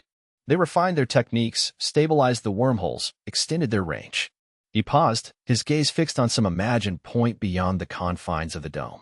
Their first attempts were akin to controlled detonations. Many ships vanished without a trace, yet each failure brought them closer to triumph. They learned to navigate the chaos, to predict the unforeseen. Eventually, they achieved a level of mastery that rivaled our own warp capabilities. But how did they surmount the energy barrier? Lyra asked, struggling to grasp the magnitude of the feat. Zorgan shrugged, a gesture of weary resignation. They found a key. They tapped into something, some untapped energy source we had overlooked. Perhaps their desperation fueled their discovery. Perhaps it was merely a reframing of the problem. Whatever the cause, they succeeded. And with that success, the balance of power irrevocably tipped. He swept his hand toward the nebula. Suddenly, they possessed the power to strike at will, appearing behind our lines, disrupting our logistical arteries, attacking our heartland. Our superior warp velocity became irrelevant. They circumvented our defenses, evaded our patrols. They could appear anywhere, at any time. Lyra felt a wave of nausea surge through her. The ramifications were staggering. The Cthar, once the undisputed masters of interstellar travel, had been outmaneuvered, outsmarted by a species they had scorned as inferior. And that, Zorgan concluded, his voice a somber echo, is how they reached Cthar Prime. The silence that descended was profound, broken only by the soft drone of the dome support systems. Lyra struggled to internalize the information, the enormity of the Cthar's downfall pressing down upon her. The ruination of our homeworld, she finally breathed. It wasn't solely about raw force. It was about strategic surprise. Precisely, Zorgan affirmed. They deployed their jump drives to bypass our fortifications, to strike directly at the core of our empire. We were so fixated on fortifying our perimeters, on anticipating assaults along established warp lanes, that we were blindsided. Our arrogance masked the possibility of such a bold gambit. He rose, his movements slow and deliberate, weighted with regret. Remember this, Lyra, never underestimate your adversary. Never presume technological dominance. Never allow pride to cloud your judgment. Humanity, in its darkest hour, revealed the true meaning of innovation. And it was that innovation that brought us to our knees. He paused, his gaze unwavering. Learn from our blunders, cadet. Learn from the ashes of Cthar Prime. Our fate is destined to repeat itself. Striking the heart. They dubbed it the Whirlwind Campaign, Zorgan rasped, his voice a gravelly echo in the training chamber, a name that, at the time, seemed apt for the ensuing bedlam. Now, I recognize it for what it truly was, a scythe. Lyra inclined her head, her gaze unwavering on Zorgan's weathered features. The holographic simulation displayed a tranquil nebula, a stark contrast to the tempest swirling within the old commander's recollections. The assaults on the homeworlds, sir? Zorgan offered a slow, deliberate nod. Indeed, prior to jump drives, our homeworlds enjoyed a perceived invulnerability. Fortified bastions, circled by defensive arrays, shielded by entire battle groups. The mere notion of an enemy breach felt preposterous, a child's tale. We were tragically mistaken. Forlag Prime suffered the initial blow, a world renowned for its vibrant, bioluminescent flora and its concentration of Cthar intellectuals and artists. A cultural nucleus, a haven of serenity, it was shattered first. The humans bypassed the elaborate perimeter defenses, their jump drives ejecting them directly into Forlag's high atmosphere. Forget flotillas or armadas, they wielded precision, a frigidly calculated strike. The initial reports lacked clarity. Zorgan confessed, his clawed hand tightening. Sensors registered spatial anomalies, swiftly followed by the precipitous descent of objects. Their nature remained a mystery, initially. Lyra recalled from the archives that these objects were repurposed freighters, divested of their original purpose and brutally re-engineered as weapons. They teemed with asteroids saturated in a particularly aggressive, bioengineered contagion. The Whispering Plague. They dispensed with any semblance of targeted warfare, Zorgan stated, his tone dripping with revulsion. No effort to incapacitate infrastructure, to weaken our bulwarks. Instead, they simply strewed the infected asteroids across the face of the planet, like sowing seeds in a morbid garden. Within days, Forlag Prime devolved into a mass grave. The Whispering Plague, specifically designed to circumvent Cthar immune systems, propagated with alarming rapidity. The bioluminescent forests, previously a spectacle of wonder, began to putrefy, their vivid hues replaced by bilious browns and suppurating yellows. The atmosphere grew dense with the reek of decomposition. Intellectuals and artists alike, thinkers and dreamers, succumbed to the plague's agonizing effects, their bodies dissolving. From within, the assault on Forlag was not a singular event. Within weeks, similar strikes landed on 3 more homeworlds. Xylos, a significant industrial heartland. Nar, a densely populated agrarian world. And Cthar Minor, a crucial military installation. Each attack was uniquely tailored to exploit the vulnerabilities of its target. On Xylos, nanite clouds devoured the planet's essential infrastructure, transforming its sprawling factories into skeletal remains. On Nar, they tainted the water supply with a prion-based toxin, triggering mass hysteria and paralysis. On Cthar Minor, they detonated a jump drive within the planet's atmosphere, creating a localized spatial rupture that tore the planet asunder. Panic, Zorgan spat, the word laced with contempt. The only fitting descriptor, sheer, unmitigated panic. The High Council, so assured in their dominion, devolved into infighting, issuing conflicting directives, each blaming the others for the catastrophes. The Cthar battle fleets, formerly emblems of invincibility, were now thinly spread, desperately attempting to defend numerous fronts. They chased shadows, reacting to non-existent threats, their maneuvers predictable and readily exploited. The humans, leveraging their jump drives, could materialize anywhere, strike with devastating power, then vanish without a trace, leaving only carnage in their wake. We attempted to adapt, of course, Zorgan related, a weariness edging into his tone. We developed countermeasures, enacted quarantine procedures, fortified our defenses. But it was too late. The damage was irreversible. Dread had taken root. These attacks shattered Cthar morale. Once secure in the might of the Empire, the average citizen now lived gripped by constant apprehension. Every shadow harbored an unseen threat. Every aberrant sound heralded impending doom. The propaganda machine, previously so effective in maintaining control, faltered, unable to stem the rising tide of despair. Whispers arose, Zorgan continued, whispers of dissent, of sedition, of capitulation, whispers that questioned the High Council's competency, that challenged the very bedrock of our society. Even the military began to fracture. Soldiers abandoned their stations, officers defied commands, entire units revolted. The once venerated Cthar legions were disintegrating from the inside. Their discipline and unity eroded by fear and disenchantment. Lyra remained impassive, absorbing the commander's account. She could almost feel the weight of Cthar despondency. The soul-crushing comprehension that their invincible empire was collapsing around them. And Lieutenant Kaya-Th, sir, where did she stand amidst all this? Zorgan's gaze hardened. Kaya-Th persisted in voicing her opposition. She asserted that these tactics, these atrocities, were a violation of our foundational principles, that they would ultimately precipitate our demise. She was branded a traitor, a heretic, an impediment to the empire. Yet, even as the High Council condemned her, her words resonated. Some saw her as a voice of reason in a vortex of madness, a beacon of hope amid encroaching darkness. Others, driven by fear and desperation, scapegoated her, viewing her as a symbol of all that had gone wrong. The High Council sought to silence her, Zorgan said, his voice tinged with rancor. They stripped her of command, confined her to quarters, subjected her to constant surveillance, but they could not contain her ideas. They spread like wildfire, fueling the flames of revolt. The bitter irony was that Kaya-Th had been correct. The Cthar descent into barbarity had not preserved them, but accelerated their downfall. The humans, driven by desperation, had embraced monstrosity, but the Cthar, steeped in arrogance, had become something far worse, eager participants in their own moral corruption. Then came the strike on Cthar Prime, Zorgan uttered, scarcely above a breath, the core of our empire, the genesis of it all. He paused, his gaze lingering on the holographic nebula. We believed it unassailable, the most heavily guarded world in the galaxy. We were wrong. The assault on Cthar Prime defied anything the Cthar had previously encountered.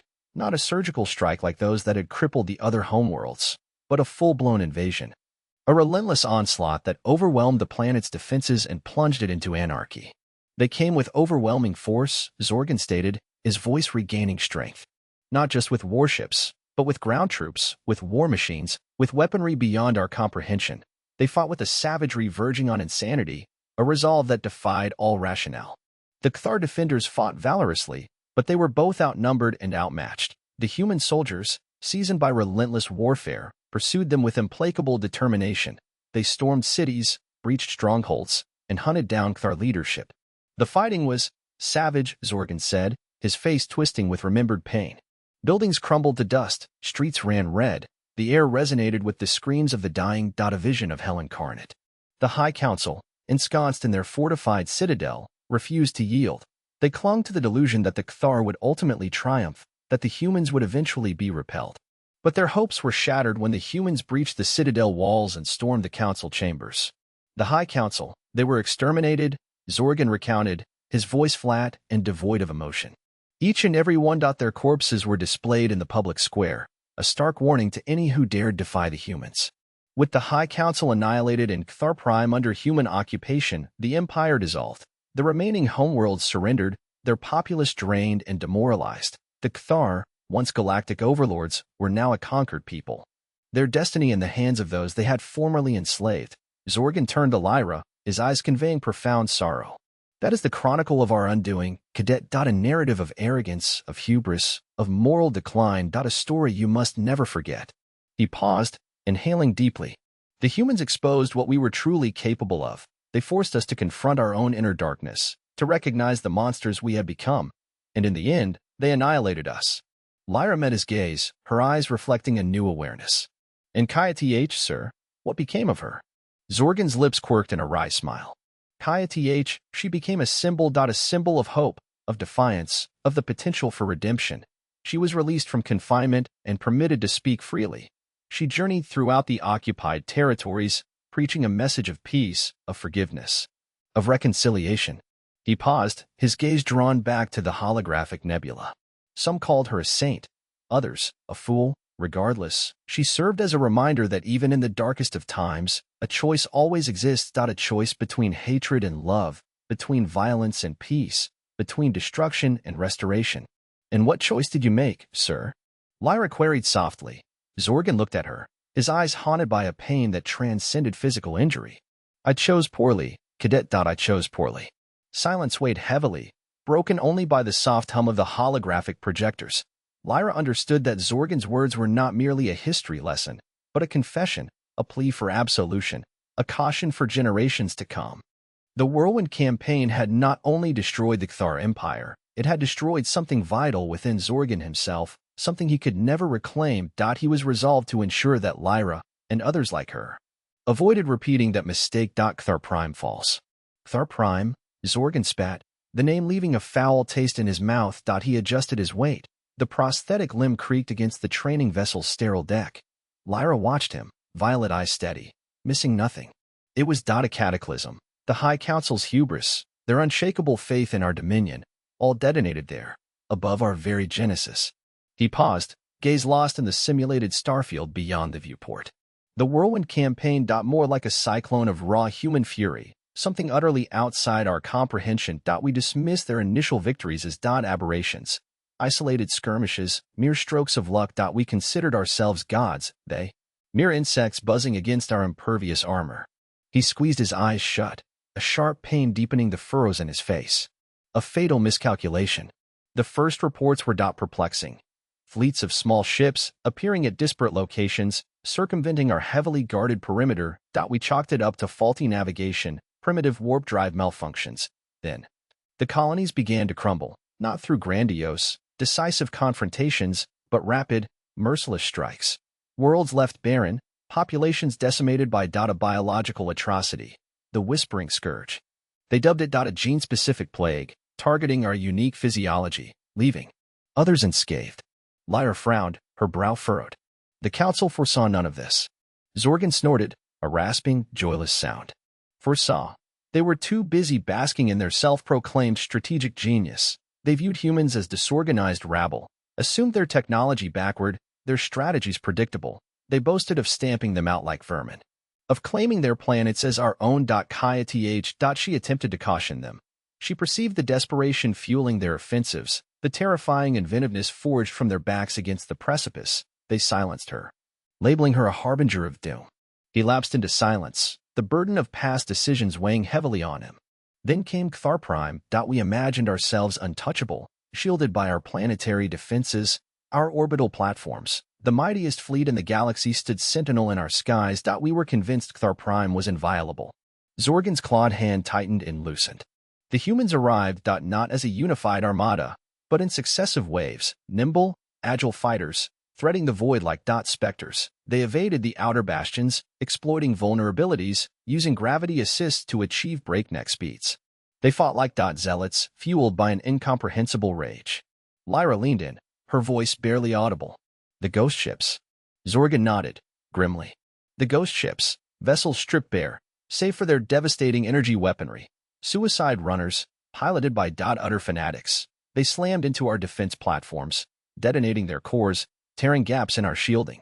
And behind them surged the capital ships, cruisers, battleships. Cannons blazing. He closed his eyes, and for a fleeting moment, Lyra feared he was lost in the abyss of that memory. When he resumed speaking, his voice was a mere threat. I was stationed aboard the Ironclad, a flagship of the Defense Armada. Our mission, to hold the line against the human onslaught. The firmament was a tempest of fire and annihilation. Our shields flickered, faltered under the relentless bombardment. Fighters shrieked overhead, locked in lethal dances. Explosions convulsed the Ironclad, sending us sprawling against the bulkheads. We fought with ferocity, with the primal valor of those protecting their hearth. But the humans, they were implacable. They adapted, they learned, they exploited every fissure. Their targeting systems were unervingly precise, their weaponry catastrophic. They seemed to anticipate our every countermove. Zorgan's voice fractured. I witnessed ships disintegrate, atomized in an instant. I saw escape pods vaporized, their occupants screaming in agony. I watched the Ironclad itself begin to fail, to disintegrate. Then arrived the human flagship, the Dauntless. They called it a behemoth, bristling with armaments, radiating an aura of frigid, unyielding power. It was an emblem of their defiance, their refusal to yield. He swallowed hard. The Dauntless engaged the Ironclad in single combat. A collision of titans. Our ordnance hammered against its shields, but they held. Their weapons carved through our armor as if it were ceremonial garb. The bridge was breached. I saw my comrades' my friends reduced to ash. Zorgan raised his hand, tracing a scar bisecting his face. I was fortunate. A shard deflected a fatal blow, but I was blinded in one eye. My leg shattered. I was dragged from the wreckage, clinging to life by a thread. He paused, taking a ragged breath.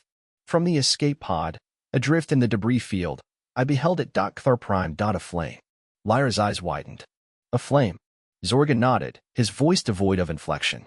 The planetary shields had collapsed.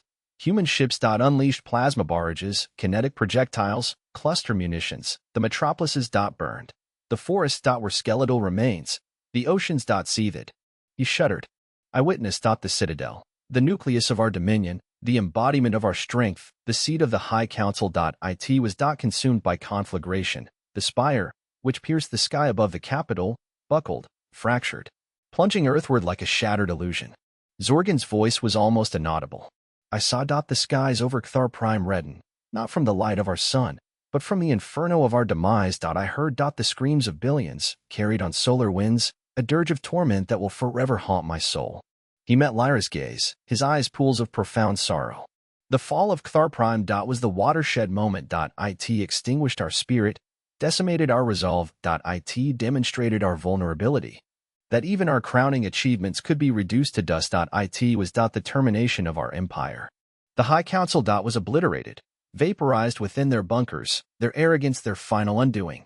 With them. Went the last vestiges of our cohesion, our purpose. The Cthar. Were broken. Zorgan lowered his eyes, his shoulders slumped in defeat.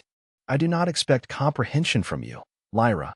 You were born in the aftermath, in the twilight of our ruin. You cannot fully grasp the magnitude of our pride, the abyss of our corruption. Yet, you must glean wisdom from our mistakes. You must understand the price of hubris, the peril of unchecked hostility. You must never allow the Cthar. To revert into monsters. He looked up at Lyra, his eyes conveying a silent entreaty. Remember Cthar Prime, cadet. Remember the blazing skies, the dying screams. Remember the cost of our arrogance, and never disregard the lessons learned in the human war. Lyra remained silent for a long moment, absorbing Zorgan's narrative, the weight of his lived experience pressing down on her. Finally, she spoke, her voice clear, unwavering. I understand, Commander. I will remember. Zorgan nodded slowly, a spark of hope igniting in his gaze. Good. Then perhaps there is still a reason for optimism after all. The silence returned, punctuated only by the low thrum of the training vessel. Beyond the viewport, the simulated stars continued to blaze, oblivious to the tragedy enacted in a distant galaxy. A tragedy that irrevocably altered the destiny of the Cthar. Within the vessel, a young cadet stood, her heart burdened by the past, her mind resolute to create a brighter future. The lessons of Cthar Prime would be indelibly etched in memory. The specters of the human war would never be silenced. Desperate measures. Chaos reigned, not on the battlefield, not yet, but within the obsidian halls of what remained of the High Council. Cthar Prime was a smoldering memory, a funeral pyre visible even across the vast gulf of space. The remaining counselors, each representing a fractured power base, bickered and postured like cornered Variks, snapping at each other while the human tide relentlessly advanced. Lyra sat rigidly at attention, the holographic projections flickering around her, displaying the faces of those who had brought the Cthar to their knees. Each face was a mask of fear and simmering resentment. After the loss of Prime, Zorgan rasped, his single eye fixed on Lyra, the veneer of unity shattered. Blame became our primary weapon, aimed inward, at each other. He shifted his weight, the prosthetic leg whirring softly. The air in the training chamber was thick with the scent of ozone and disinfectant, a poor substitute for the clean, crisp air of his long-lost home. He remembered the taste of Cthar wine. The feel of the sun on his scales, memories that now felt like phantom limbs, aching with their absence. The Strategos Council, once a bastion of calculated decisions, devolved into a squabbling pit. Councilman Forelag, remember him, cadet? Zorgan asked, his voice laced with bitterness. Lyra consulted her datapad, her fingers flying over the controls. Forelag of the Xanis hegemony, known for his aggressive expansionist policies, Commander. Aggressive is a kind word. Forelag was a zealot, convinced of Cthar's superiority. He blamed the scientists, the tacticians, even the weather patterns, for our failures. Anyone but himself, of course. He pushed for unconventional solutions. Zorgan spat the words like venom. The unconventional solutions were the beginning of the true descent. The first was the development of bioweapons. Zorgan had argued against it vehemently. Even in war, there were lines. The Cthar prided themselves on their honor, their strategic brilliance. But honor was a luxury they could no longer afford, according to Foreleg and his increasingly vocal supporters. The Whispering Plague, Zorgan said, the name leaving a metallic taste in his mouth. Designed to target human genetic markers, to induce accelerated cellular decay. A truly horrific weapon. Lyra's expression darkened. Was it effective, Commander? Zorgan's claw tightened on his cane. Initially, it spread through several human colonies like wildfire. Entire populations vanished. But the humans, they adapted. They always adapted.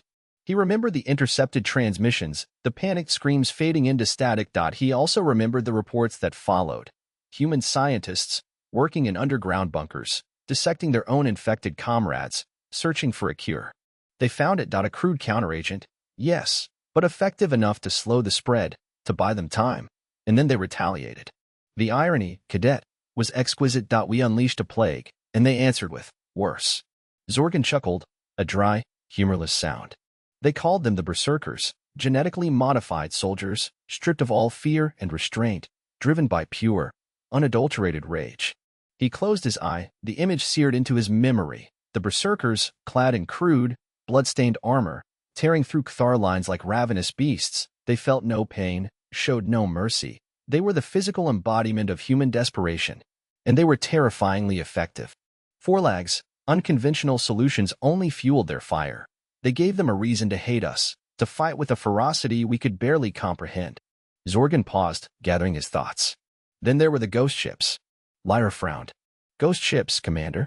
Human freighters, derelict vessels, seemingly abandoned. They would drift into our supply lines, appearing as harmless debris. But inside were automated factories, churning out self-replicating nanites. They would infect our ships, our stations, our very bodies. Zorgan ran a hand over the metallic plate covering the side of his head. He had been lucky. A medical team had managed to remove most of the nanites before they reached his brain. Others weren't so fortunate. The nanites would disable our systems, sabotage our weapons. They could even rewrite our genetic code, turning us against each other. They were silent, invisible, and utterly devastating. The ghost ships were a stroke of terrifying genius. They exploited the Cthar's reliance on technology, turning their own advancements against them. The Cthar had built their empire on logic and efficiency, but the humans had found a way to weaponize chaos. Zorgan remembered the debates that raged within the Strategos Council. Some argued for a full-scale retreat, to consolidate their forces and regroup. Others, like Forelag, insisted on pushing forward, on crushing the human resistance with overwhelming force. The council was deadlocked, paralyzed by fear and indecision. Meanwhile, the human advance continued. Desperation breeds innovation, Cadet. And the humans were very, very desperate. Zorgan sighed, the weight of his memories pressing down on him. They were fighting for their survival, for their very existence, and they were willing to do whatever it took to win. The experimental weapons became more frequent, more terrifying. Sonic cannons that shattered bone, plasma rifles that melted armor, gravity bombs that crushed entire cities. The Cthar responded in kind, escalating the conflict to new levels of brutality. Zorgan found himself questioning everything he had ever believed in. He had joined the Cthar military out of a sense of duty, out of a belief in the righteousness of their cause. But the war had changed him, had shown him the true face of his own species. We became monsters, Cadet. We sacrificed our honor, our morality, in the name of victory. And in the end, it wasn't enough. He remembered Kaya Th, his lieutenant, his friend. She had been a brilliant strategist, a fearless warrior. But even she had begun to crack under the pressure. He had seen the horror in her eyes, the growing disillusionment. Kaya Th, she started questioning the orders. She refused to participate in some of the more egregious acts. She was branded a traitor, of course. Zorgan's voice cracked with emotion. But I knew. I knew she was right. He had wanted to join her, to stand against the madness. But he was a commander, responsible for the lives of his troops. He couldn't abandon them, not even for his own conscience. I was a coward, Cadet. I chose duty over morality. And I have to live with that for the rest of my days. The fighting intensified, the losses mounted. The Cthar Empire was crumbling. Zorgan watched it all, his despair growing with each passing day. He knew that they were doomed. That the humans would eventually prevail. He just didn't know how much more destruction would be wrought before it was over. Zorgan paused, taking a deep breath. The holographic projections flickered, casting eerie shadows across his scarred face. He looked at Lyra. her young face filled with concern. The lesson, cadet, is this: never underestimate your enemy, never compromise your values, and never, ever, let desperation drive you to commit atrocities. He straightened his back, his one good eye burning with intensity. The Cthar made many mistakes during the war with humanity, but the greatest mistake of all was losing sight of what it meant to be Cthar. We forgot our honor, our compassion, our sense of justice, and in doing so, we sealed our own fate. He wanted to believe that Lyra was listening, that she would learn from his mistakes. He wanted to believe that the Cthar could rebuild, could find a new path, a path that didn't lead to destruction. But as he looked into her eyes, he saw a flicker of doubt, a hint of the same fear that had consumed the High Council so many years ago, and he knew that the fight for the future of the Cthar was far from over. It was just beginning. The spirit of humanity. Lyra's respectful query sliced through the oppressive quiet following Zorgan's stark account of the bioweapon deployments. Ramrod straight, every inch. The Cthar cadet, a tremor of profound bewilderment laced her words. Sir, I still struggle to grasp their motivation. What fueled such fierce resistance? Even as Cthar Prime became an inferno and our armadas eclipsed their suns, we extended subjugation, a position within our dominion. Why embrace oblivion? Zorgan pivoted, the viewport's gleam reflecting off the polished chrome of his cybernetic eye, a permanent memento of human plasma. He scrutinized Lyra, seeing not just a novice, but the very enigma that plagued him. You seek a facile answer, Lyra, for a conundrum too intricate for simplification. We believed we understood them. We meticulously documented their armaments, dissected their strategies, quantified their resources. We reduced them to mere statistics. That was our undoing. He began to pace, the measured clink of his armored boots the sole sound in the chamber. We dismissed their freedom as a liability, a jumble of individual whims ripe for manipulation. Their diverse cultures, we deemed fractured, easily divided. So confident in our ordained galactic superiority, we never truly saw them. He halted, his gaze hardening into flint. They fought for a principle we had forsaken, allowed to wither within our own ranks, the right to self-determination, the conviction that they alone held the prerogative to dictate their destiny, even if that destiny meant nothingness. We proffered chains. Gilded as they were, they valued the very dust of their homeworld, theirs by birthright, above all the treasures of our empire. Lyra frowned, concentration etching lines on her forehead. But surely, Commander, self-preservation is primal, the overwhelming force we deployed. Zorgan scoffed, a rasping exhalation. Instinct, indeed. But humans, Lyra, are masters of transcending instinct. They are capable of stunning altruism, sacrificing themselves for tenets, for abstract concepts transcending their own mortality. We witnessed it countless times. Suicide sorties against capital ships, entire planetary garrisons holding impossible ground, not for triumph, but to buy precious moments for others to escape. It was unsettling. He stalked to the viewport, gazing at the swirling nebulae, an immense, silent tapestry. Recall the Berserkers, Lyra, the genetically modified shock troops released after Earth's fall. We arrogantly believed biological warfare our exclusive domain, our trump card. They, too, embraced it, albeit with a warped, terrifying ingenuity. They spliced their own soldiers with apex predators, amplifying aggression, pain tolerance, raw bestial strength. But such augmentation came with a price: lucidity, barely sentient, consumed by pure fury. They surged against our lines like living tsunamis. We secured victory in those clashes, often at gruesome cost, but each triumph eroded our morale, our sense of invincibility. We battled monsters, yes, but monsters of their own contrivance. They willingly relinquished their own humanity for the sake of victory against us. He paused, a spark of something nearing respect flickering in his gaze. Then there were the ghost ships, entire armadas of decrepit hulks, weaponized with nanite swarms, coded to hunt and devour any Cthar vessel they encountered. Launched from clandestine shipyards, from the fringes of colonized systems, they drifted silently through the blackness like specters. No crew, no communication, just an implacable, insatiable hunger for Cthar lifeblood. A persistent, insidious menace, a bleak reminder that even in oblivion, humanity could still retaliate. Lyra remained quiet, absorbing his words like parched earth drinks in rain. Zorgan detected the subtle adjustment in her bearing, the slight dilation of her pupils. He wasn't merely lecturing. He was forcing her to confront the unpalatable truths of the conflict, realities the High Council sought to conceal beneath layers of propaganda and self-justification. The whispering plague, Zorgan continued, his voice a bare murmur. Perhaps the most insidious of all, a nanite-based pathogen engineered to target Cthar physiology, inducing paralysis and, ultimately, complete systemic failure, undetectable, disseminated through the atmosphere, through water, through any contact.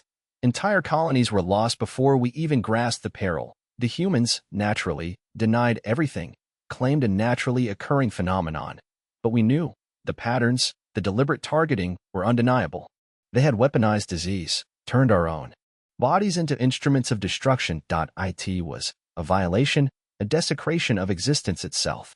He turned back to Lyra, his expression a mask of grimness. They adapted. Lyra, savagely so. We hurled everything at them, and invariably, they devised countermeasures, exploiting our vulnerabilities, twisting our very strengths against us. They were like a hydra, sever one head, and two more materialized in its place. We vastly underestimated their capacity for innovation, for resilience, for pure, unadulterated defiance. Lyra finally spoke, her tone hushed but unwavering. But how, Commander, how could they withstand such staggering losses, such unbearable suffering, and persevere? What prevented them from collapsing?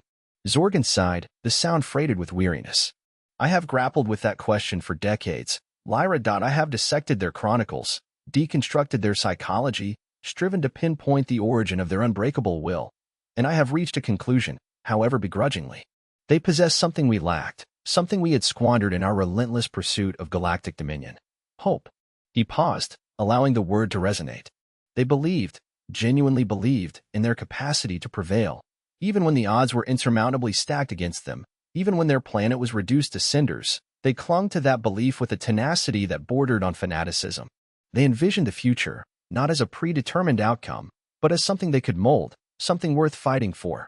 They believed in the possibility of a brighter future, a future in which they were emancipated. And that conviction, Lyra, that unshakable faith in the face of utter annihilation, was their most potent weapon. He fixed her with an intense gaze. Never underestimate the power of hope, Lyra. Never underestimate the spirit of a people who believe in something greater than their own individual survival. We made that error, and it cost us everything. Learn from our failures. Understand the true nature of your adversary, and never, ever, forget the lessons of the human war. He pivoted back to the viewport, his form a dark silhouette against the vibrant hues of the nebula. The silence descended once more, heavier now, laden with unspoken truths and the immense weight of a shattered empire.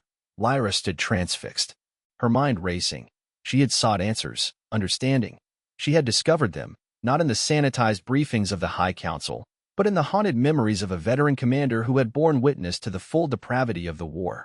Finally, she understood.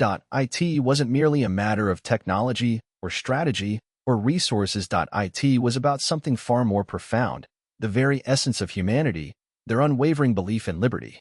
Their capacity for both unspeakable cruelty and extraordinary self-sacrifice. A spirit that had shattered the Cthar Empire, a spirit she would never discount. The nebula's light painted long shadows across the room, accentuating the determination etched into Lyra's features. She had a long road ahead, many lessons left to absorb, but she knew, with a certainty rooted deep within her core, that the destiny of the Cthar hinged not simply on her training, but on her capacity to comprehend the authentic spirit of humanity. She remained at attention, her gaze focused on Zorgan's back, anticipating the next lesson, preparing to confront the specters of the past and steel herself for the trials of the future. The war was concluded, but the echoes of its horrors would persist throughout the Cthar Empire for generations to come, and it fell to her, and cadets like her, to ensure that those echoes served as a warning, not a harbinger. Unstoppable tide. The retreat devolved into a panicked stampede. I witnessed it all, Lyra, through my own compound eyes. The painstakingly crafted fallbacks, the strategically vital star bases, planets bristling with fortifications. All dissolved before the human onslaught like insubstantial dreams. It wasn't simply territorial loss, though that was calamitous enough. It was the celerity of their advance. We, the Cthar, were architects of strategy. We computed.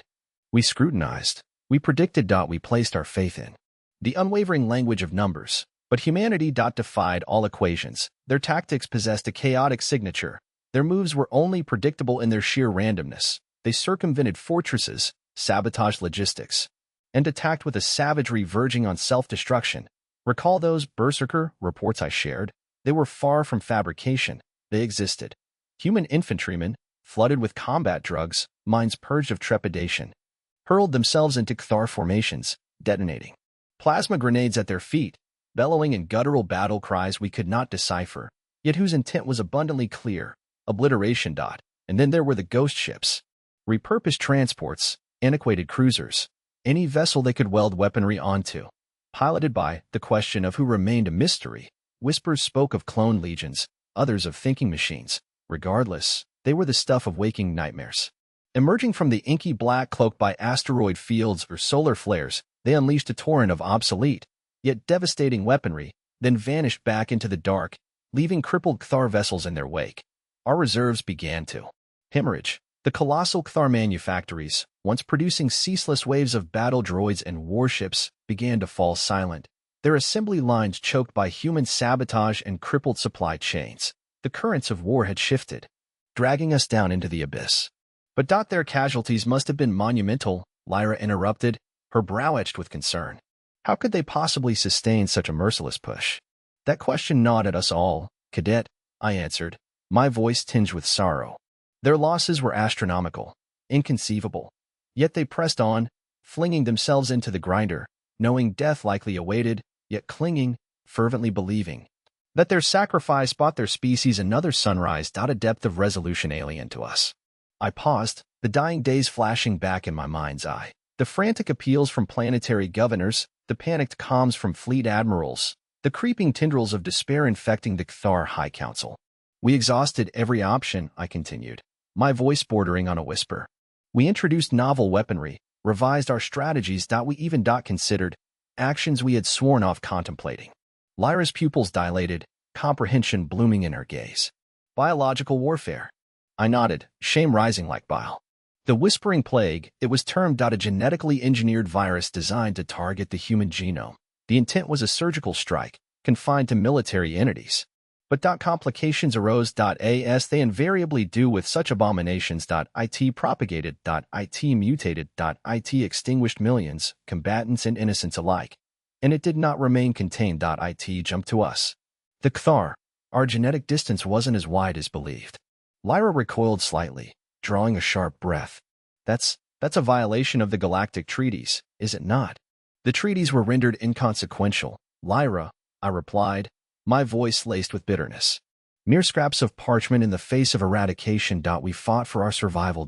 Or so we justified it. Ultimately, it merely hastened our end. The Whispering Plague, meant to fracture human will, instead calcified their resolve. It stoked their hatred, narrowed their focus, and unleashed them to further extremes of fury. And then there was Kaya my confidant. My ally. She played a pivotal role in engineering the Whispering Plague, fueled by fervent devotion to the Cthar Empire.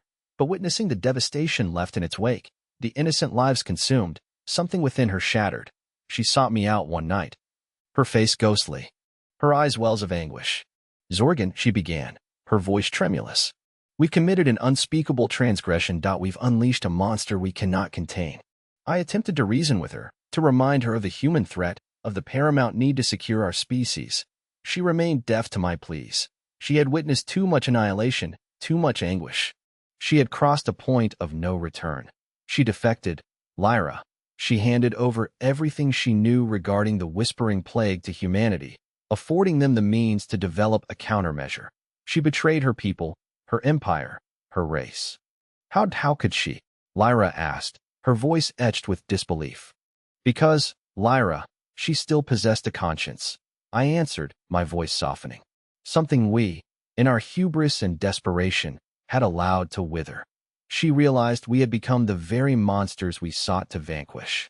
Kayatecha's desertion delivered a crippling blow to the Cthar war endeavor. It granted humanity a fighting chance against the plague and further eroded morale within our legions. Rumblings of dissent grew louder, the fissures in our union deepened, and then came the fall of Cthar Prime. Our homeworld, the crown jewel of the Empire, the embodiment of our might and affluence, supposedly inviolable, shielded by a layered network of orbital defenses and a colossal armada. Yet the humans discovered a weakness. They eschewed a direct assault. They infiltrated our defensive grid, utilizing pilfered Cthar access codes and cloaked craft. They neutralized our orbital cannons, crippled shield generators, carving a path for their main force to slip past. The battle for Cthar Prime became a swirling vortex of fire and death. Human and Cthar warships locked in deadly embrace above our metropolises, their detonations raining down upon the planetary surface. Ground forces clashed in the streets, laser fire echoing through what remained of once magnificent structures. That I was there, Lyra, that I stood beside my comrades, defending our home. But we were overwhelmed, outgunned, and outmaneuvered. The human offensive was relentless, unstoppable. That I witnessed the Emperor fall, his personal guard cut down around him. I saw the High Council chamber breached, Cthar leaders dragged out and executed. That I watched as the once vaunted Cthar standard was torn from its pole and swapped for the human flag. The fall of Cthar Prime signaled the end of the war. The surviving Cthar forces capitulated, their will to resist shattered. The Empire ceased to exist. And what transpired with Kaiath? Lyra queried, her voice barely audible. I faltered, the memory of her destiny still searing after all these rotations. She was granted sanctuary by the humans, I stated finally. She lived out her days among them, an outcast among her own kind, yet celebrated as a savior by the species she aided. I regarded Lyra, my gaze piercing. The war taught us several harsh truths. Cadet IT revealed the folly of arrogance, the perils of dehumanization, and the significance of empathy. Above all, it taught us that even the mightiest empire can be toppled by the unwavering mettle of a people unwilling to submit. But that we wielded superior technology, we were more advanced. How did they possibly prevail? Lyra asked, her voice colored with bewilderment. I sighed. Technology is nothing more than a component, Lyra, simply a tool.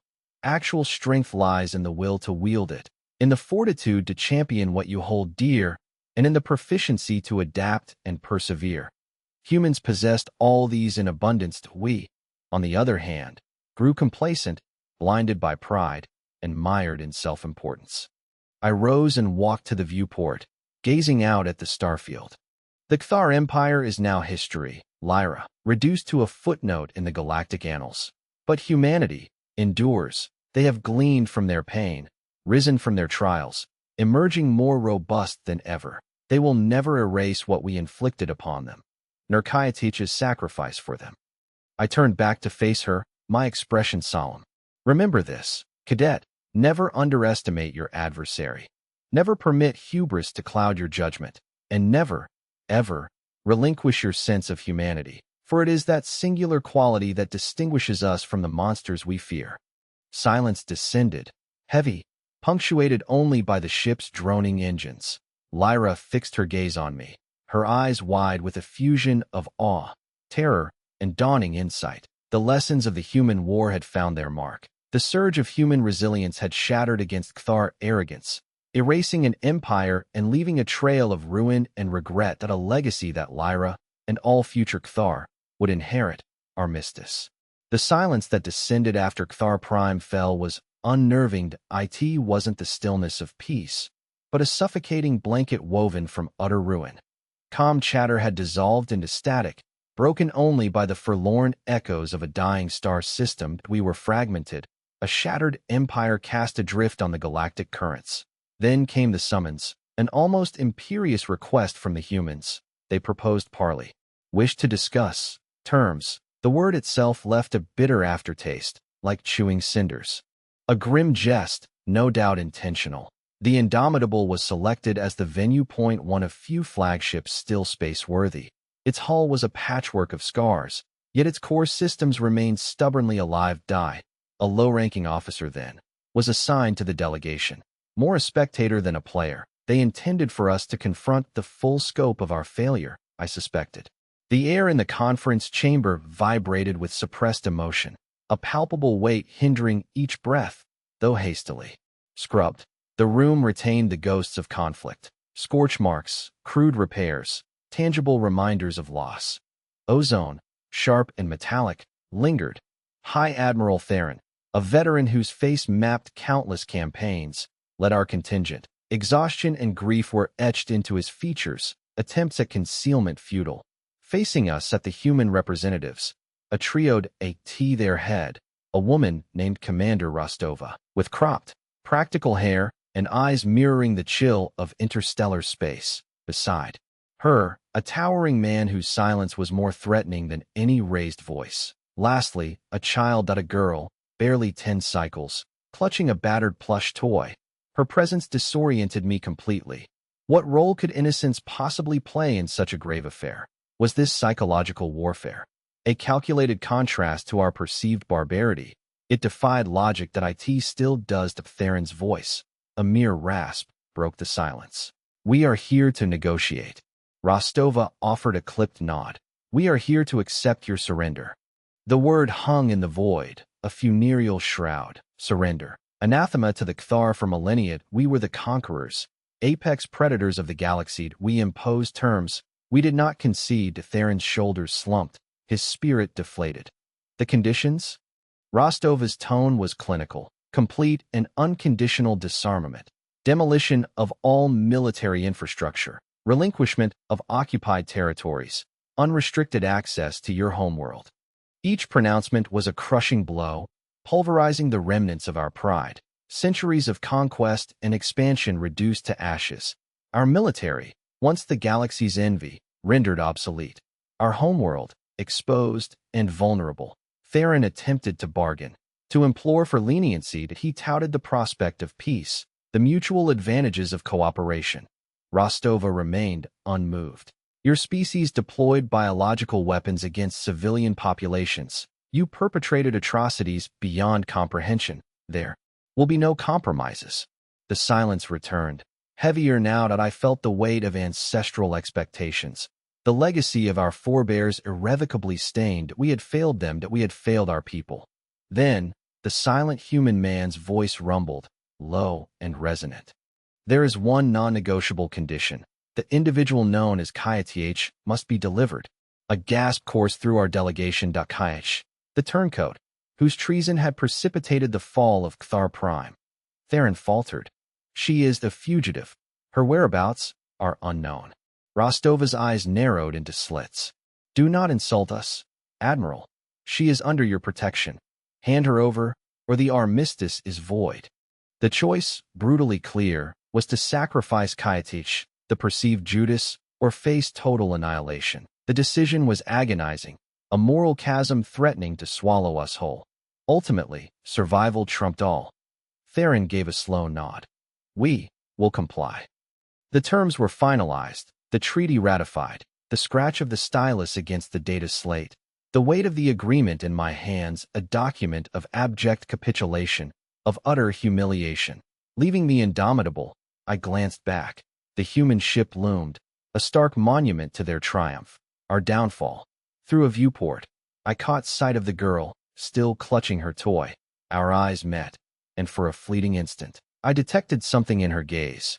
Not gloating, not animosity, but pity. That expression haunted me. Pity, to be pitied by the species we had so arrogantly dismissed. The final, devastating blow to our pride. The armistice's aftermath was disintegration. The empire fractured, territories broke away, internecine conflicts flared. The Cthar, once unified, were now riven by division. Disarmament was merciless. Warships dismantled, armaments confiscated. Military institutions shuttered. The once mighty Cthar fleet, our civilization's pride, reduced to scrap. The economic fallout was catastrophic. Deprived of conquest's bounty, our economy collapsed. Starvation and disease ran rampant. Once vibrant cities became breeding grounds for despair. Yet, amidst the ruin, flickered a strange relief.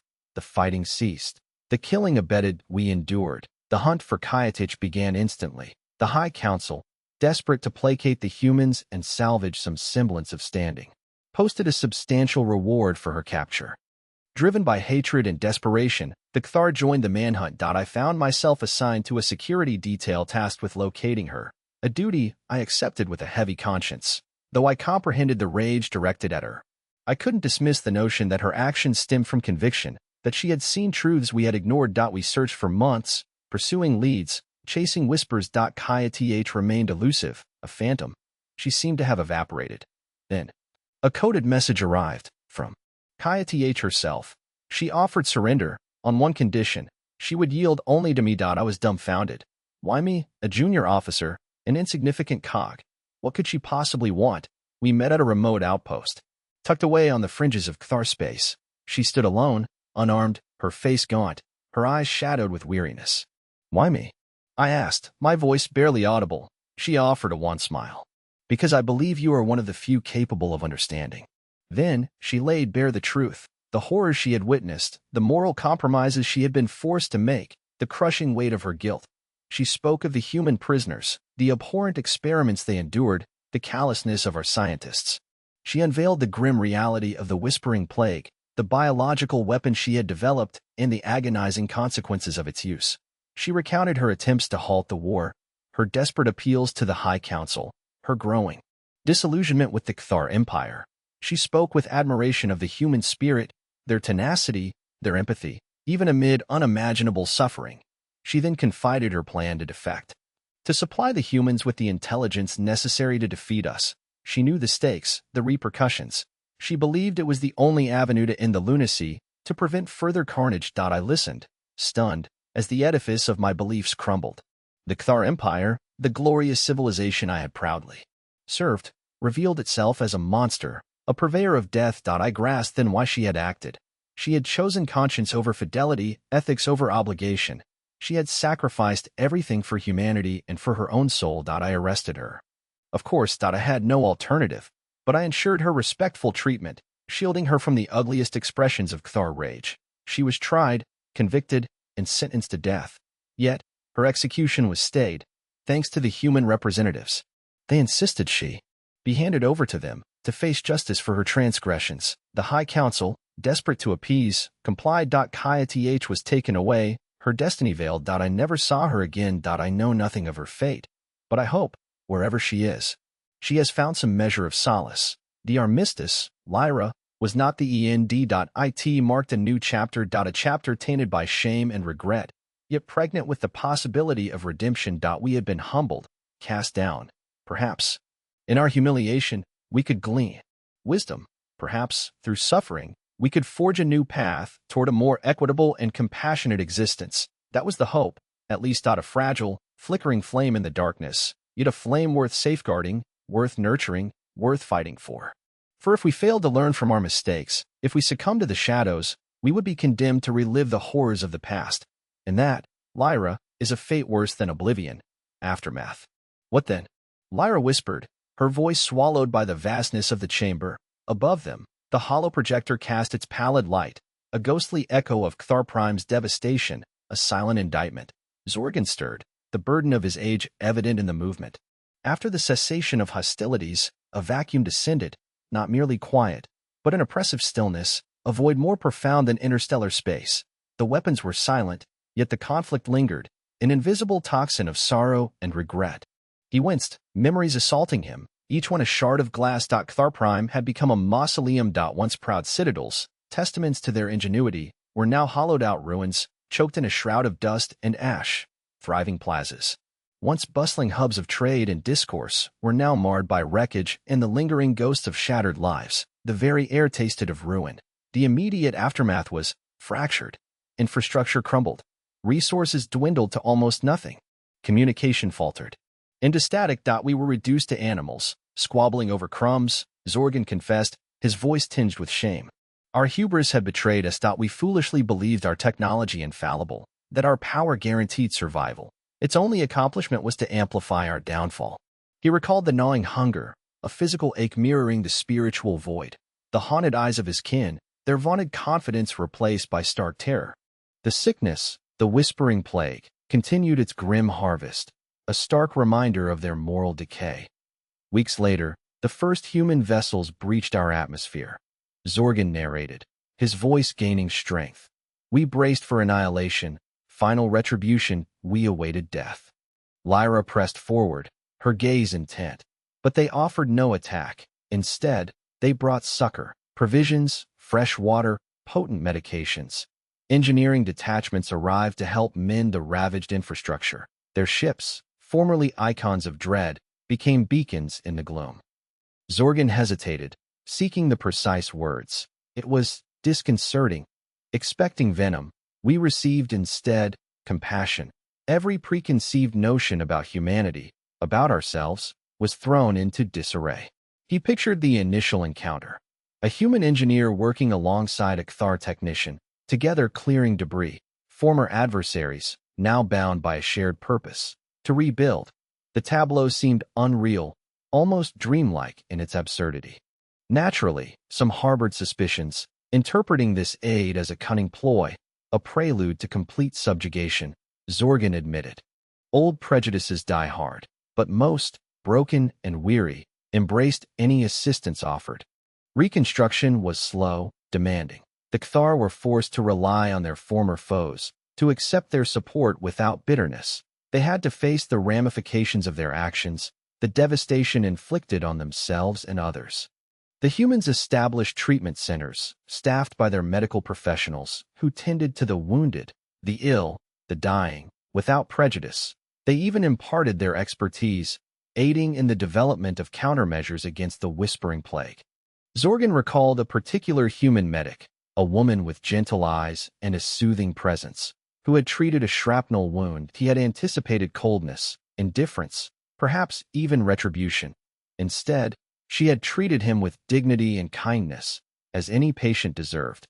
They did not impose their customs, nor demand we emulate their ways.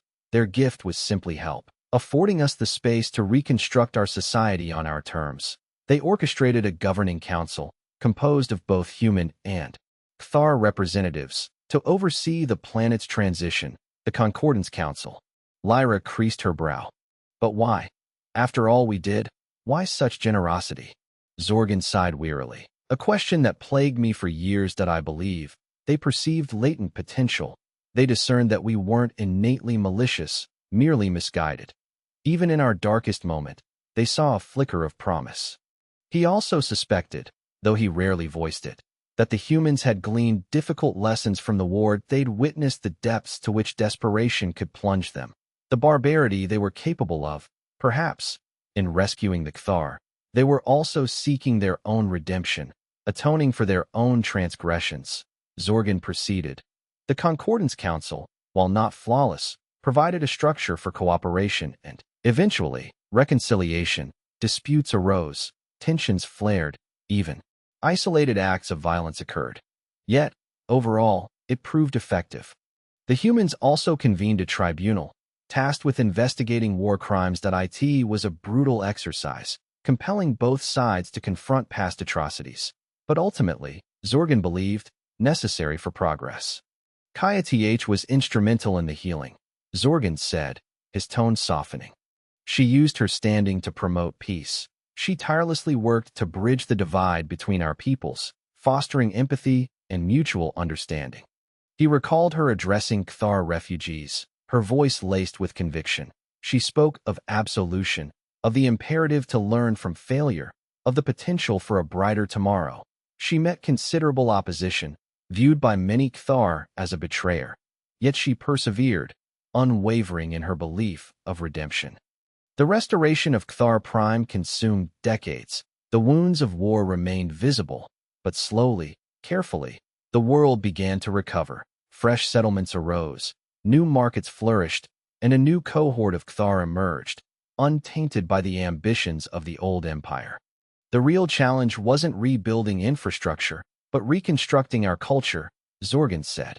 We had to confront the vanity, the arrogance, the xenophobia that had brought us to ruin. We had to learn to respect diversity, to champion peace. He paused, fixing Lyra with a direct gaze. That is the central lesson, Lyra. The Cthar were not undone by weaponry or superior strategy. We were undone by our own arrogance, our blind conceit. He indicated the hollow projector, the image of a ruined world. This is the inevitable consequence of underestimating your adversaries, of self-proclaimed superiority. This is hubris's price. The humans, Zorgan realized, possessed a trait the Cthar had tragically lacked: adaptability. They learned from missteps, recalibrated their tactics, surmounted seemingly insurmountable obstacles. Their fierce resilience, their refusal to yield, was legendary. Even now, whispers of berserkers and ghost ships circulated in hushed tones. The humans showed that true strength resided not merely in power, but in resilience, compassion, and understanding. Zorgan said. They demonstrated that even in the pitch of darkness, hope remained. He sighed, the weight of the past settling upon him.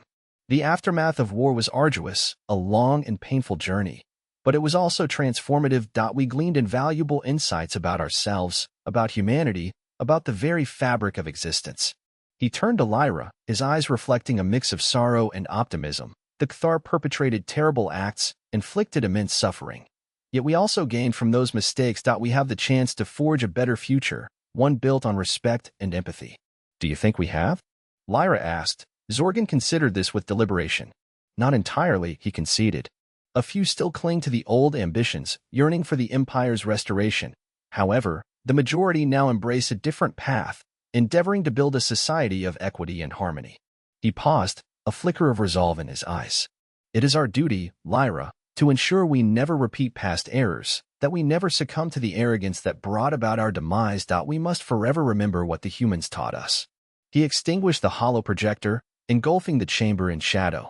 The war has concluded, Lyra, but the quest for peace endures, and it is a quest we must never abandon. He rose, his joints protesting with age. Come, he instructed. Your training starts now. There is much for you to learn. Lyra followed him from the chamber, her mind swarming. The terrors of conflict, human grace, Kaya-Th's choices, the rebirth of Cthar Prime. She had a hard path ahead, but she was determined to learn from history, to create a brighter destiny. The gravity of the Cthar legacy now rested, in part, on her young shoulders. The cost of hubris was a lesson seared into her soul. Echoes of war.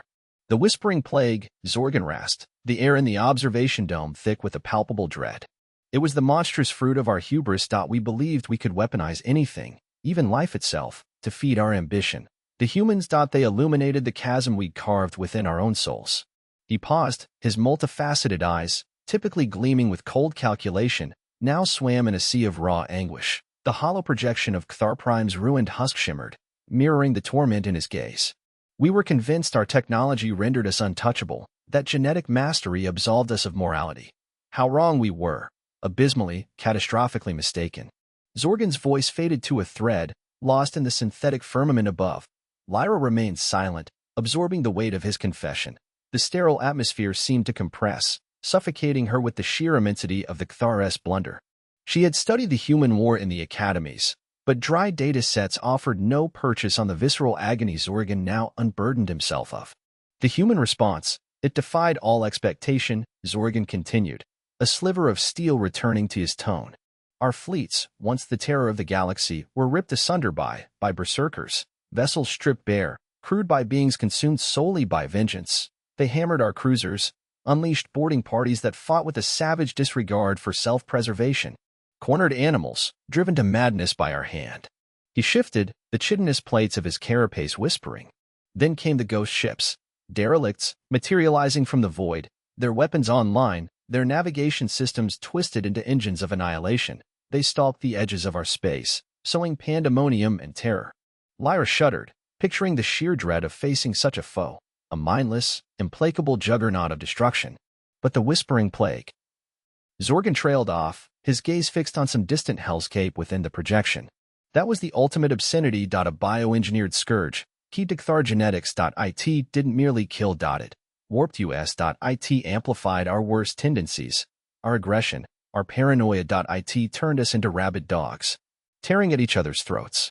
He turned to Lyra, his eyes pleading for comprehension. Imagine, cadet, a civilization driven insane, festering with hatred and mistrust. Families betraying families, cities dissolving into chaos. That was the vile legacy of our vainglory. Silence descended again, Zorgan lost in the labyrinth of his memories. Finally, Lyra found her voice, a mere breath. Commander, thank you for sharing this, for your candor. He regarded her, a spark of surprise flickering in his gaze. Candor, a meager substitute for recompense, cadet, but it is all I have remaining. It's more than adequate, Lyra insisted. It's a warning, a lesson etched in blood. Zorgan inclined his head slowly. Let it be a lesson meticulously learned, cadet. The galaxy cannot endure another war of such magnitude. He turned back to the hollow projection, his silhouette a stark brand against the backdrop of ravaged Cthar Prime. Kaya-Th, she tried to halt it. He murmured, his voice softer. She witnessed the madness consuming us, the plunge into barbarity. She decried the war, the bioweapons. She was branded a traitor, naturally, but she never yielded. She was courageous, Lyra said, recalling historical accounts of Kaiath's defiance. Courageous and ultimately ineffectual in preventing the cataclysm, Zorgan responded, a thread of gall in his voice. But her actions, they were the seed of something else, that a seed of doubt, of remorse, of hope struggling in barren soil, that a seed that, in time, burgeoned into the fragile armistice we now share with humankind. He faced Lyra once more, his gaze penetrating. Remember this, Cadet, the humans offered succor. Even after we sought their annihilation, they displayed compassion when we deserved only contempt. They aided our reconstruction, even when we had laid waste to everything they cherished. Why? Lyra asked, the question raw in her throat. Why would they do that?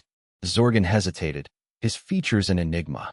I do not know, Cadet, that I suspect I will never truly plumb the depths of human forgiveness. Perhaps it is a strength alien to the Cthar. Perhaps it is the keystone to their survival. He sighed, the sound laden with exhaustion. But this I know, we must never forget their actions. We must honor their sacrifice by building a better tomorrow, free from the arrogance and animosity that consumed us. He pivoted away, his shoulders slumping slightly. That is all, Cadet, you are dismissed.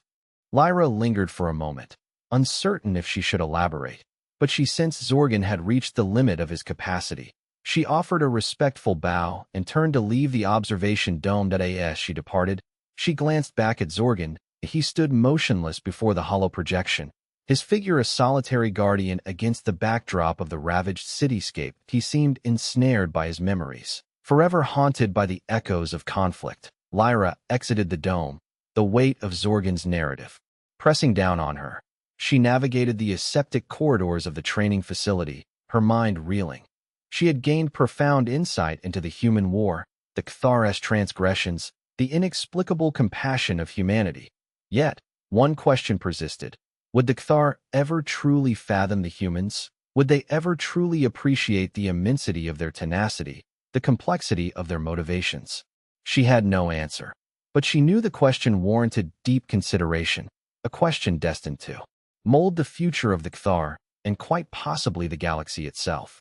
Meanwhile, Zorgan remained in the observation dome long after Lyra's departure. The hollow projection persisted, casting spectral shadows across his weathered face. He closed his eyes, attempting to banish the images, the sounds, the reek of war. But they remained vivid, lurking just beneath the veneer of consciousness. Poised to erupt, he saw the charred cities, the annihilated armadas, the faces of the fallen. He heard the death cries, the enraged roars of the berserkers, the insidious whispers of the plague. He smelled the acrid smoke, the metallic tang of blood, the cloying sweetness of decay. He had survived the conflict, a witness to its horrors. He had endured, while countless others had been extinguished.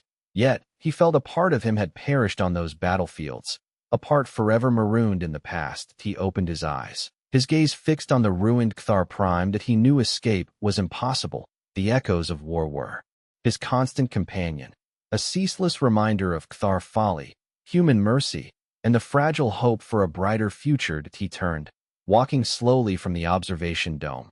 Leaving the hollow projection to flicker in the vacant space, he retreated to his Spartan quarters, to his books, to the refuge of recollection.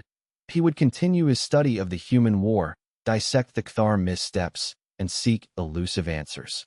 But he knew absolute closure would forever elude him.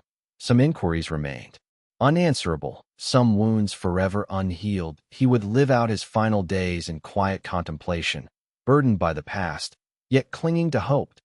He had become a relic of a bygone age, a testament to the carnage of war and the enduring power of redemption. His purpose was to remember, to learn, and to bequeath his knowledge to the next generation, in the hope they would avoid repeating the mistakes of the past. And so, Commander Zorgan, the veteran scarred by a war that nearly expunged his species, withdrew once more into his self-imposed solitude, forever tethered to the lament of war.